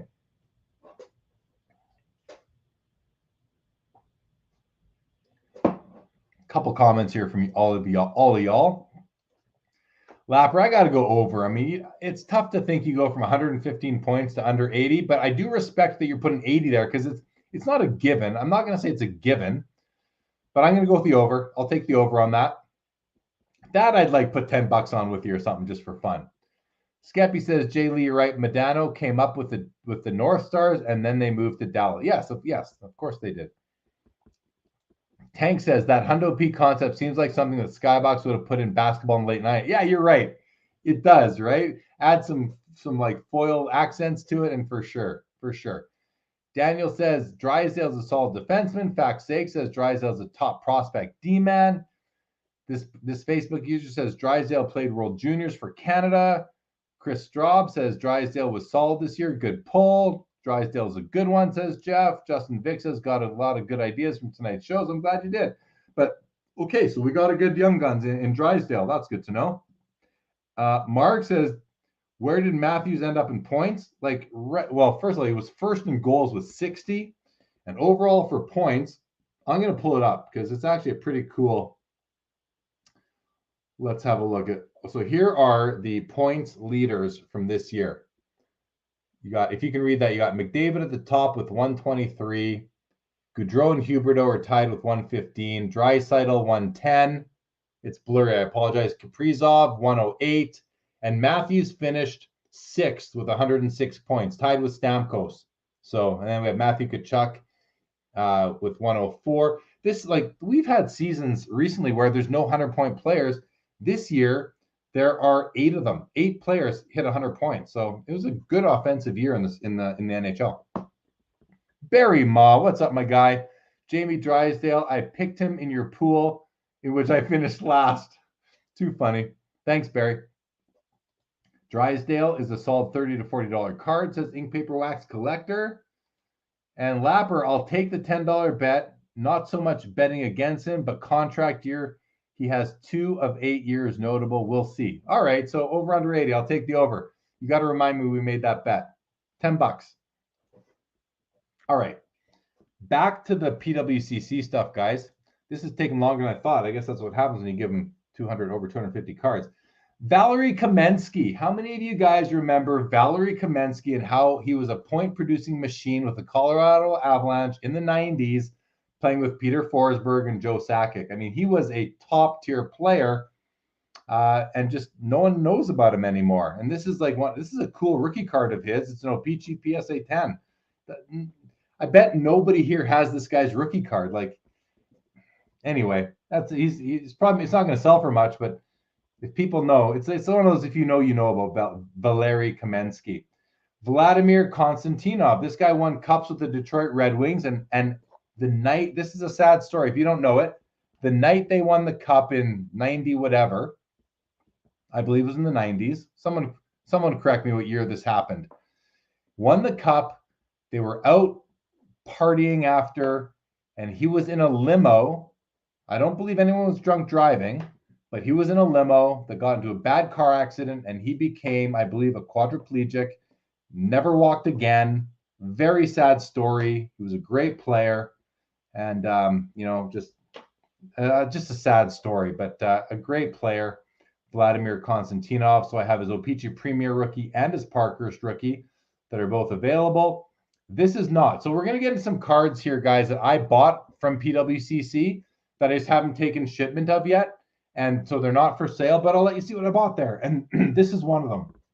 PSA 9, Mario Lemieux, Pinnacle B. Some of you guys will know this card. You'll remember this was one of the original Chase insert cards from the early 90s, if not the original, 91. These were, and I have the Gretzky, so I grabbed the Mario Lemieux to go along with it. Thought it'd be a good one to put with it. Here's a Nicholas Lidstrom rookie. To me, this is like his best rookie because the Upper Deck rookie card has him in Team Finland uniform. And then he's got a high series card from that year where he's in a Detroit uniform. And it's actually a Young Guns card that sells pretty well. But to me, this came out earlier, so I like it better. But again, just not a very important card. I actually do prefer the Young Gun. I think, listen, back in the day, I preferred this card. Now the green, the red, the yellow, it all kind of clashes to me. And I would prefer to own his non-rookie card Young Gun because I think it's just a beautiful card. Some more that did make the cut: Ivan Rodriguez, the Fleer Ultra Update card, PSA 10, along with the Tomey and the Chipper Jones. Like, I'm letting them go. The Glavin, the Frank Thomas, those guys. Brian Rafalski, Upper Deck check set, PSA 10, pop 1 of 7. Didn't make the cut. Pedro Martinez, same thing. Adam Foote. Like, Adam Foote's not that well-known of a player. I mean, he was around for a long time, a great defenseman. But he was part of the I think he's part of the 02. Is it the 02 Olympic team PSA set registry, which I'm not doing anymore, so I don't need the card. He doesn't even come close to making the cut for me. Dominic Hasek, BGS 9, picked it up in a collection. Don't need it. Keith Tkachuk, not making the cut. There's the Lidstrom Sweden card I was talking about. Again, just I prefer his high number card from this year.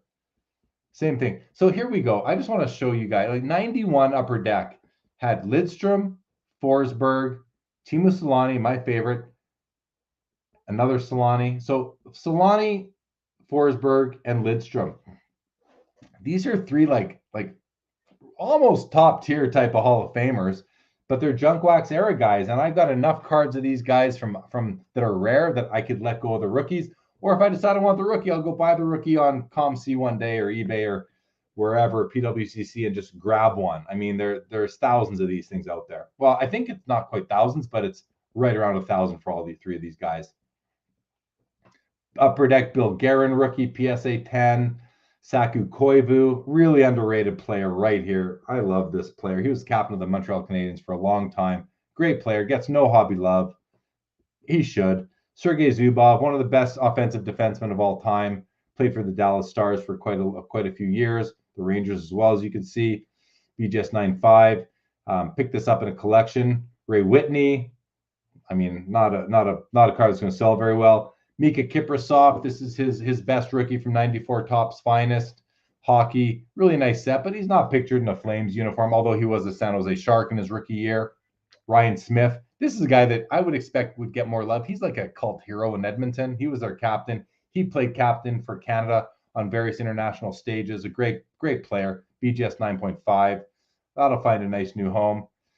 This Jagger Topps Finest Refractor, as you can see, I've purchased this. It is coming home to me and not for sale. Next up, there's going to be a few. This is the first of a few Gretzky inserts that I'm moving. You know, I've got a pretty big collection of Gretzky inserts, and I kind of just trimmed the bottom off. There's 4 or 5 or 6 that I'm just willing to move. We have a Leaf Fire on Ice PSA 9. There's a few more coming. Here's this wasn't a card I bought for myself in a Ginla rookie. I never really loved this card, but it came in a collection. Here's another Gretzky. This is this was personal, but I just don't love it. Just don't love the looks of it. So letting it go. There's an A-Rod rookie, let it go. Jim Carrey. Funny, there's a price tag still on it. I don't even remember why I have this card in the first place. Maybe because he won the Calder Trophy and then kind of disappeared. Mark Savard. Here's another Gretzky. Listen, this card when it came out was something I was chasing pretty hard back in 1994, 95, but I just don't love the looks of it. So I'm going to let it go. Fine, let someone else enjoy it. This card kind of fits into that same group as that Mike Modano rookie. This to me is Daniel Alfredsson's nicest rookie card. It's 95 finest. It's got that, that Topps finest kind of shiny finish to it. PSA 10, pop 1 of 1. It's a card I was considering not letting go. He's got his 95 SP rookie, which is nice too, but I just think this is nicer. And it's one that I might have. For now, it's actually scheduled. I can't take it back. So this card is going to sell, and I might have some seller's remorse over it, but I'll get over it. Shane Doan from the same set. He was the last active player to ever play for the Winnipeg Jets. They left in '96, and he was the last player who played for the Jets to still play in the NHL with the Arizona Coyotes. So I have a small Shane Doan collection, but don't need the rookie. Another Gretzky I'm letting go. Don't love the looks of it, so I'm letting it go. Same with this one. Don't love the looks of it. Let it go. Here's a few. I picked this up for myself one day. Don't love the looks of it. Same with this Gretzky from the same set. Let it go. Pop 1 of 9, 3 graded higher. Pop 1 of 1, 1 graded higher. So they're rare. Hopefully they'll do well for me on the on PWCC. This card here. This is one of those. If you know, you know. The 96 Black Diamond, Patrick Lalime. This guy was a very hot player for a couple of years. He's not anymore. But this was a huge card back in the day. This was probably like a $500 card back in the day. Now, I'm guessing it'll sell for $80 to $100 just because people still have some nostalgia for the card. The Flair Hot Numbers Gretzky, again, it's just don't love it, letting it go. This one might be the best of the Gretzkys I'm letting go, but again, it comes down to the fact I just don't love the looks of it. And I have so many Gretzkys that I'm willing to let it go. Pop 1 of 3. That'll do. I got to think that'll sell for several hundred. I don't know what it'll end at. I don't know if it's $1,000 card. I just don't know. So I'm interested to see. Here come some cards that are not available. These I bought, I'm keeping. Ken Griffey Jr., Metal Universe base card, PSA 9. I bought that for myself maybe a year ago. I'm going to take delivery of that soon. Same with this. My Shaquille O'Neal, PSA 8, cut above. But back to cards that I'm letting go. We have a Patrick Marleau rookie card, who is the all-time leader in games played in the NHL, if you can believe that. That's a pretty substantial record. He will be a Hall of Famer, I believe. He's still active, or else he just retired. Someone can let me know. But he was a great player. He was an Olympian, all-around great player. But I don't need it. Roberto Luongo. This was not a PC card. I don't remember where this came from, but letting it go. Now, here we have Angela James and Geraldine Haney. Now, nothing against female hockey players, but I only ever bought these cards because they were on the Hall of Fame set registry, and I'm trimming the set registry. I have no affinity towards these two players. I'm letting them go. Here's a Patrick Waugh insert from 97, Between the Pipes from Donruss. Just doesn't fit into the collection. It's out of 3,500, pop 1 of 4, letting it go. Now we have a few of these Donruss limited exposures. These are out of 25. They're not numbered on them, but they're known to be out of 25. And I just, they're two-sided. They're actually really cool because you have like full images on both sides. But I'm keeping, I think I kept a couple cards. I bought a bunch of these at an expo several years ago. I got them graded myself. We have a PSA 8 Brett Hull, a PSA 7 Brodeur, PSA 7 Peter Forsberg, PSA 8 Dominic Hasek. I'm letting them go. It comes down to I just don't love them, even though they're pretty cool. I don't love them. Marian Hossa, Donruss Preferred. This is a really nice card. This is one of the nicer rookie cards, important rookie cards from the 90s. He's a Hall of Famer, Stanley Cup champion. Pretty good card, but it's not making the cut for me. Just not making the cut. And I might actually have kept one. I might have had 2 of those. I'm not 100% certain. I got to check. But we're at the end of that page. So let me go to some comments again here. I know I missed a few. Let's see here. The rule changes increase the point, says T. Lapper remembers Valerie Kaminsky. Behind the Tank says, crazy to think that Jamie Benn won the Art Ross a few years ago with 87 points. See, that guy's the top leading scorer in the NHL a few years ago was 87 points. This year it's 123. We had a good year. Good year for offense, which is what you want. It's what you want. Lapper says this is when Russians came in at 27. That's right. I remember Sergei Makarov came over in like 1989, won Rookie of the Year as what, like a 30-year-old? They changed the rules after that. Mark does not remember Valerie Kaminsky. I don't doubt that you don't remember him. Ink Paper says Kaminsky and Gretzky, 1991 Upper Deck SP card. I vaguely remember that. I'm not sure what you guys are talking about the years here. 97 or 98, 97, 90. Oh, you're talking, was that for what year was the A-Rod rookie? Maybe that's what it was.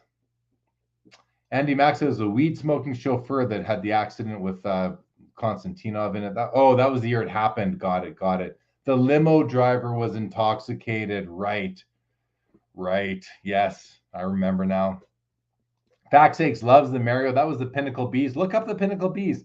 They're not that easy to, let's face it. They're easier to find now than they were in 1991, but they're still pretty cool.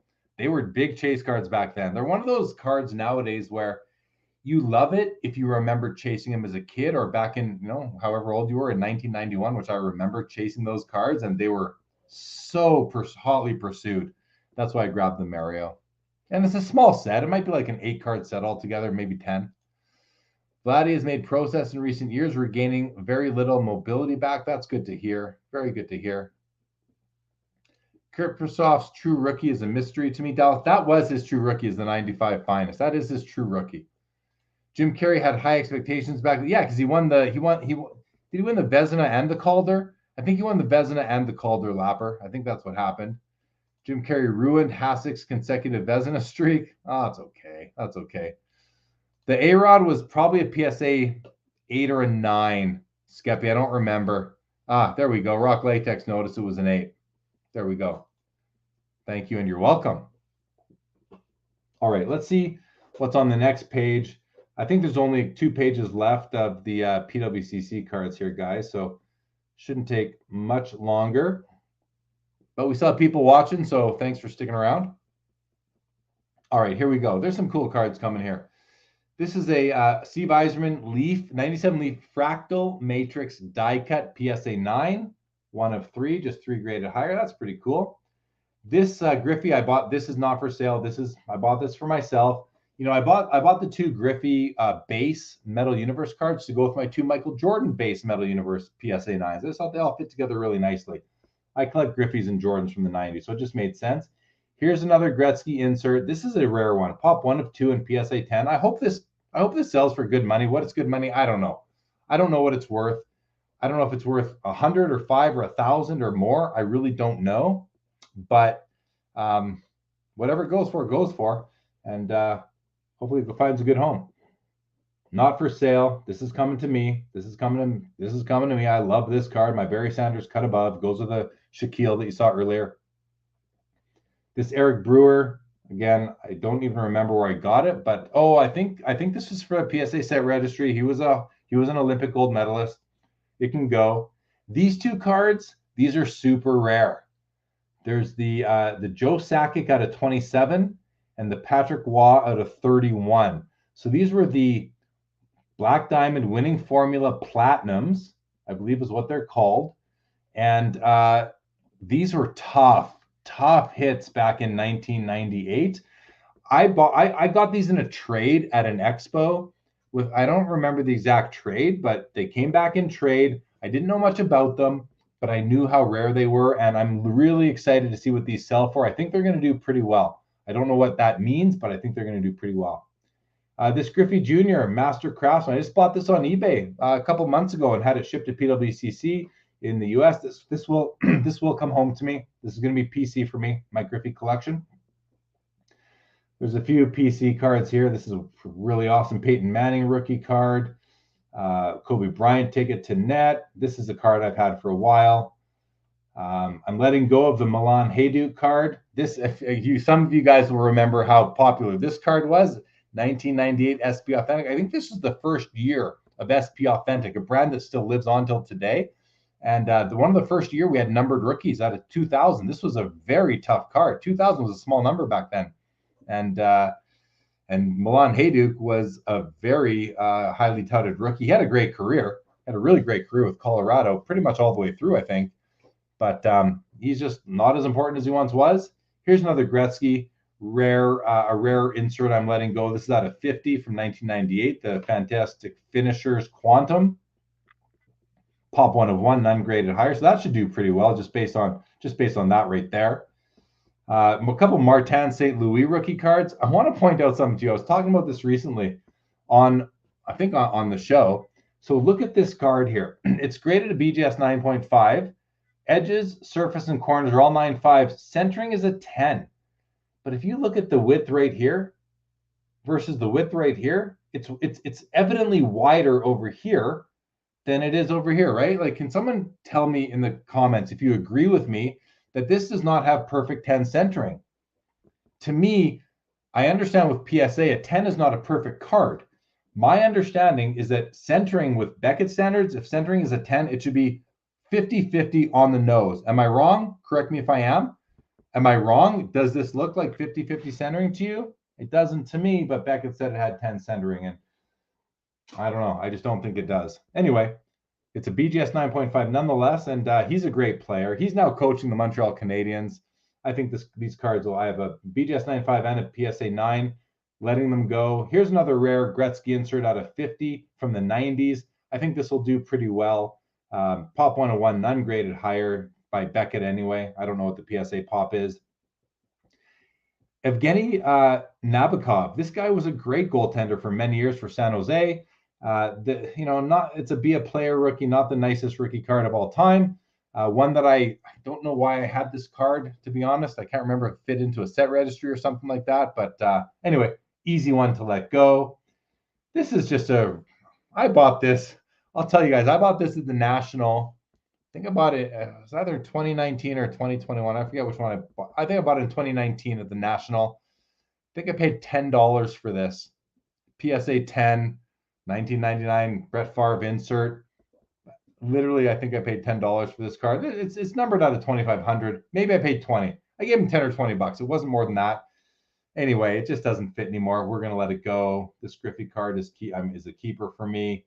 Radim Verbata rookie card came in a collection. This is not worth much at all. Maybe it's a $5 card, but I want to get rid of it. This has already been sold. Steve Yzerman, 6 cents Quantum. This is out of 10. I don't love the card. I thought I loved it. I don't love the card. I'm letting it go. Anyway, I'm feeling like this is getting a little bit tedious here, guys. I'm going to just scroll through a little bit faster. Here we have a Scott Hartnell Titanium out of 99, Mike Comrie rookie.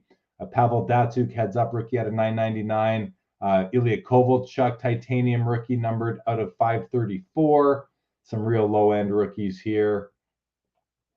This is a great card right here, though. This card was a monster when it came out in 2001, 2002. Ilya Kovalchuk, he was Ovechkin before Ovechkin came around. Like, he was the hottest thing in the hobby for a long time. And this was the first year we had autographed rookie cards in hockey, and he was the headliner. He was a headliner. So this is a really cool card. A lot of people will be chasing this or still want this card. I'm willing to let it go. Some low-end stuff here. This is a Mike Camilleri Titanium rookie out of 99. Steve Nash, SP Authentic, PSA 10. Jason Spezza Young Gun, PSA 10. This is a card I'm keeping. Yanni Pitkinen. Look at this. I can't wait to get this in hand. I bought this to take delivery of. Corey Crawford, Mike Green, my Tom Brady card. So it's mixed in now. Here's a Patrick, Carey Price, Black Diamond, BGS 9, Patrick Kane, PSA 10, Black Diamond rookie. This is a really cool card. This should do okay, I think. That's a keeper, my Tom Brady mem card. And let's see what's next here. I'll go to page 6. I guess there's still cards left. I feel like I'm coming to the end of these things here. Oh, no, there's a whole bunch here. There's a whole bunch here. Okay, let's have a look. So this is a keeper. This is not. I'm moving this one. This is a Crosby 2007 Artifacts parallel out of 25 and a PSA 9 with, very low pop, only 25 cards in the print run. Again, it's a card. Look, I got so many Crosby inserts and parallels. I just don't love the card. I'm willing to let it find a new home, someone who will love it and cherish it more than I do. Here's a Jonathan Toews Young Gun PSA 10. It's a great card. He was a great player. He's a Hall of Famer guaranteed, but it's just not a card I need. Here's another one of those Crosbys. This is out of 25 as well. Superscript from 08. Early card from him, BGS 9, 1 of 1, none graded higher. It's one of those cards where, for me, it's like, listen, it's going to get okay money for me. I'm going to, funnel that into something different. I don't love the card, so I'm willing to let it go. Here's a Matt Duchene SPA, Future Watch Auto.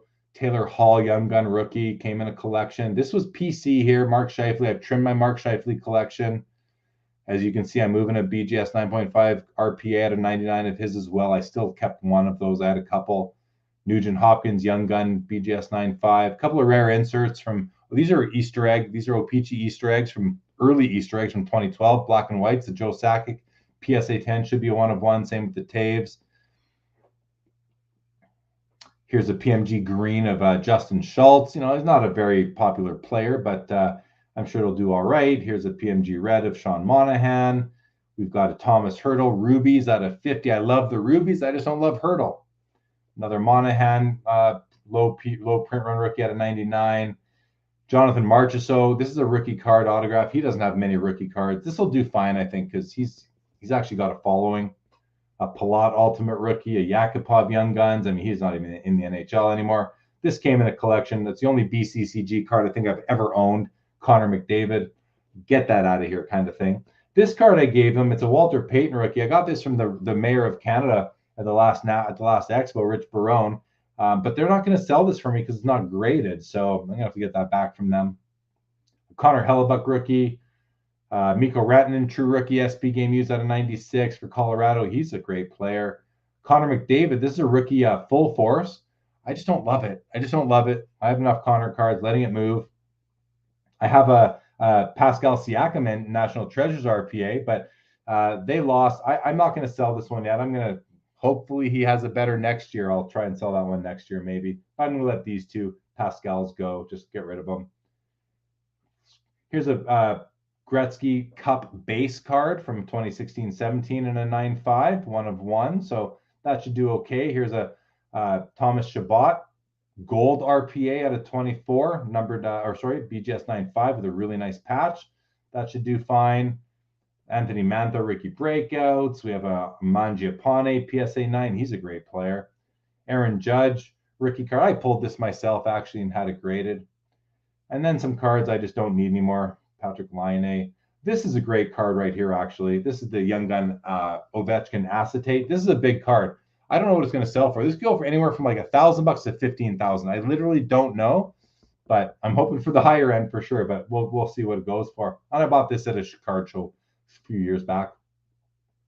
Hischier Young Gun, Goudreau, Black Shield, O-Pee-Chee Platinum Black Shield. These are rare actually. It's probably 1 of 1. Yes, it is. Casey Middlestat. Some cards that just ready to let him go. This guy's great. Svechnikov for the Carolina Panthers. His ice rookie out of 99, BGS 9. This is the 1 of 2 Kopitar acetate Young Guns. That'll do fine. This is a really cool card.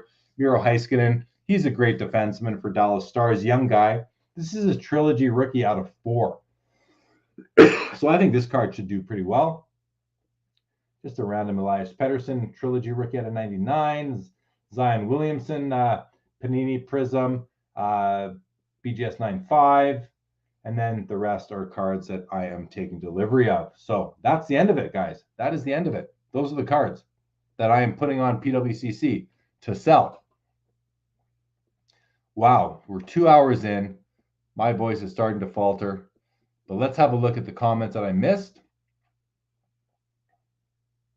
Here we go.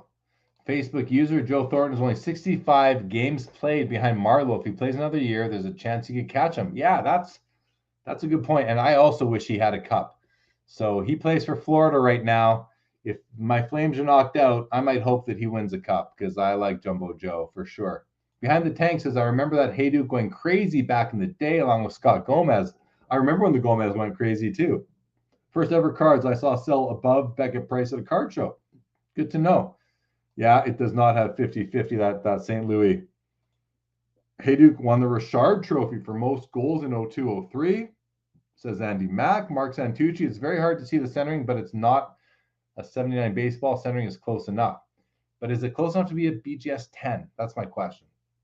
Tanks agrees on the centering. The tops of that card is similar to Stadium Club Beam Team and get hammered by PSA when they look like that. Wayne says, what a great assortment of cards. Thanks for your show. Bringing back tons of memories of any Bure. Bringing back tons of memories of Bure inserts. Oh, I'm glad it is, Wayne, and welcome to the show, buddy. Yeah, Bure is a great player. I have a few of his inserts. I just picked up his Lethal Weapon Superpower on eBay.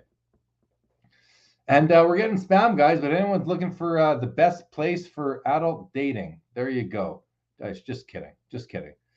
Thanks, Fact Sakes. See you later. Tank says Kovalchuk would have still had 5 years left in his contract if the NHL didn't void that ridiculous move by New Jersey. I forget the details, but it's vague. But thanks for mentioning. Skippy says, you mentioned you might pick up a 52 tops Mickey Mantle. Do you think there will be a pullback a little on price, or do you think if you wait, you'll just pay more? I think if I wait, I'll just pay more. I'm not going to play the pullback game. I'm just going to buy the right card when I see it if I have the funds available. In all honesty, like what am I talking? Maybe a PSA 3? And what are PSA 3s going for now? Like huge money, right? Like over 50K. I'm going to have to sell all this stuff and put it all into one card. I don't know if that's the route I'm going to go. I'm going to consider it, but I don't know if it's the route I'm going to go, because to convert like a whole bunch of cards and a big chunk of money into one card, I might rather get a 51 Bowman Willie Mays and then maybe pick up a few Jordans from the 90s or something. So it's tough to say. Lapper, none of them are listed yet, Lapper. I think they're all gonna list on Thursday. On Thursday, I believe. Right, Facebook user whose name I'm not sure of. Yeah, that's why we're here. Well, that's what they think anyway. All right, guys. We did the box of Upper Deck. We did all the PWCC stuff. I even showed my pickups that came in this week. Open any questions. I'm willing to go for a couple more minutes, guys, if you want. There's still over 50 of you in here, so happy to go for a little bit more, but I'm going to tap out right away. If not, Peep says the 51 Maze is an incredible. I know, and listen, I just got the memory. What catalog did I just get? No, the Robert Edwards. I just got the Robert Edwards catalog the other day, and I was flipping through it after the auction ended, and they had like 6 51 Maze. I might have bought one of those, but I missed it. I'm a little pissed. Lapper says, that Miko, I should have bought it when I had the chance. Which Miko are you talking about? Was that, I don't know. I'm sorry. I'm not sure what you're talking about there, Lapper. Fill me in, though. Which Miko? Peeps, better late than never. Glad to have you at the party. We're having some fun here. Lapper, let me know. Aaron, let me know what Mika. Oh, Mika. You're talking about the Mika Kiprasov, maybe. Maybe you're talking about the Mika. We'll see if you say anything. All right, guys. I think that's it. I think we're going to tap out here. This was fun, though. Thanks for joining. Hope you enjoyed. You saw kind of my behind the curtains PWCC portfolio of what's going. You saw both what I'm going to be selling, and you saw what I've bought on there that I'm going to be bringing home soon. One day in the next few months. Actually, I'm going to ask them to bring those to me to the National in Atlantic City, and I will bring them home with me. So maybe on my, in August when I do a recap, I'll show the cards that I brought home. Oh, let's see. How do I get way up there? The PSA 9 SP game used. Oh, the Rantanen, the Mikko Rantanen. Well, that'll be there. You can buy it from PWCC if you want. There you go. You click, yeah, the Mikko Rantanen. Got it. Thank you. Tank says, as much as I have a love-hate relationship with PSA, I just hit my 2 biggest cards in my 15-year history back-to-back on 2 separate orders on the same day last week. Well, congrats to you. Good job. Good job, Tanks. Yeah, peeps, see you next time. Mark, glad you did enjoy. I'm glad you did. Thank you for that. Hey, we're 30 seconds shy of 2 hours, so I'm going to end it before we hit 2 hours on this, guys. Thanks for joining. If you watched earlier with Mike Gio, thanks for watching that. Appreciate you all hanging out with me tonight. And tomorrow, On Collectible, check this out very quickly. Tomorrow on the Collectible TV YouTube channel, my guest is Leighton Sheldon of Just Collecting Vintage Breaks. He's got a ton of hobby experience and history. He knows vintage very well. Tune in to hear some gems from him. He's a good guy. Check that out. Thank you for that, Skeppy. I appreciate the good luck. Thanks, Lapper. Much appreciated. And with that, guys, I am hitting end broadcast. This is over.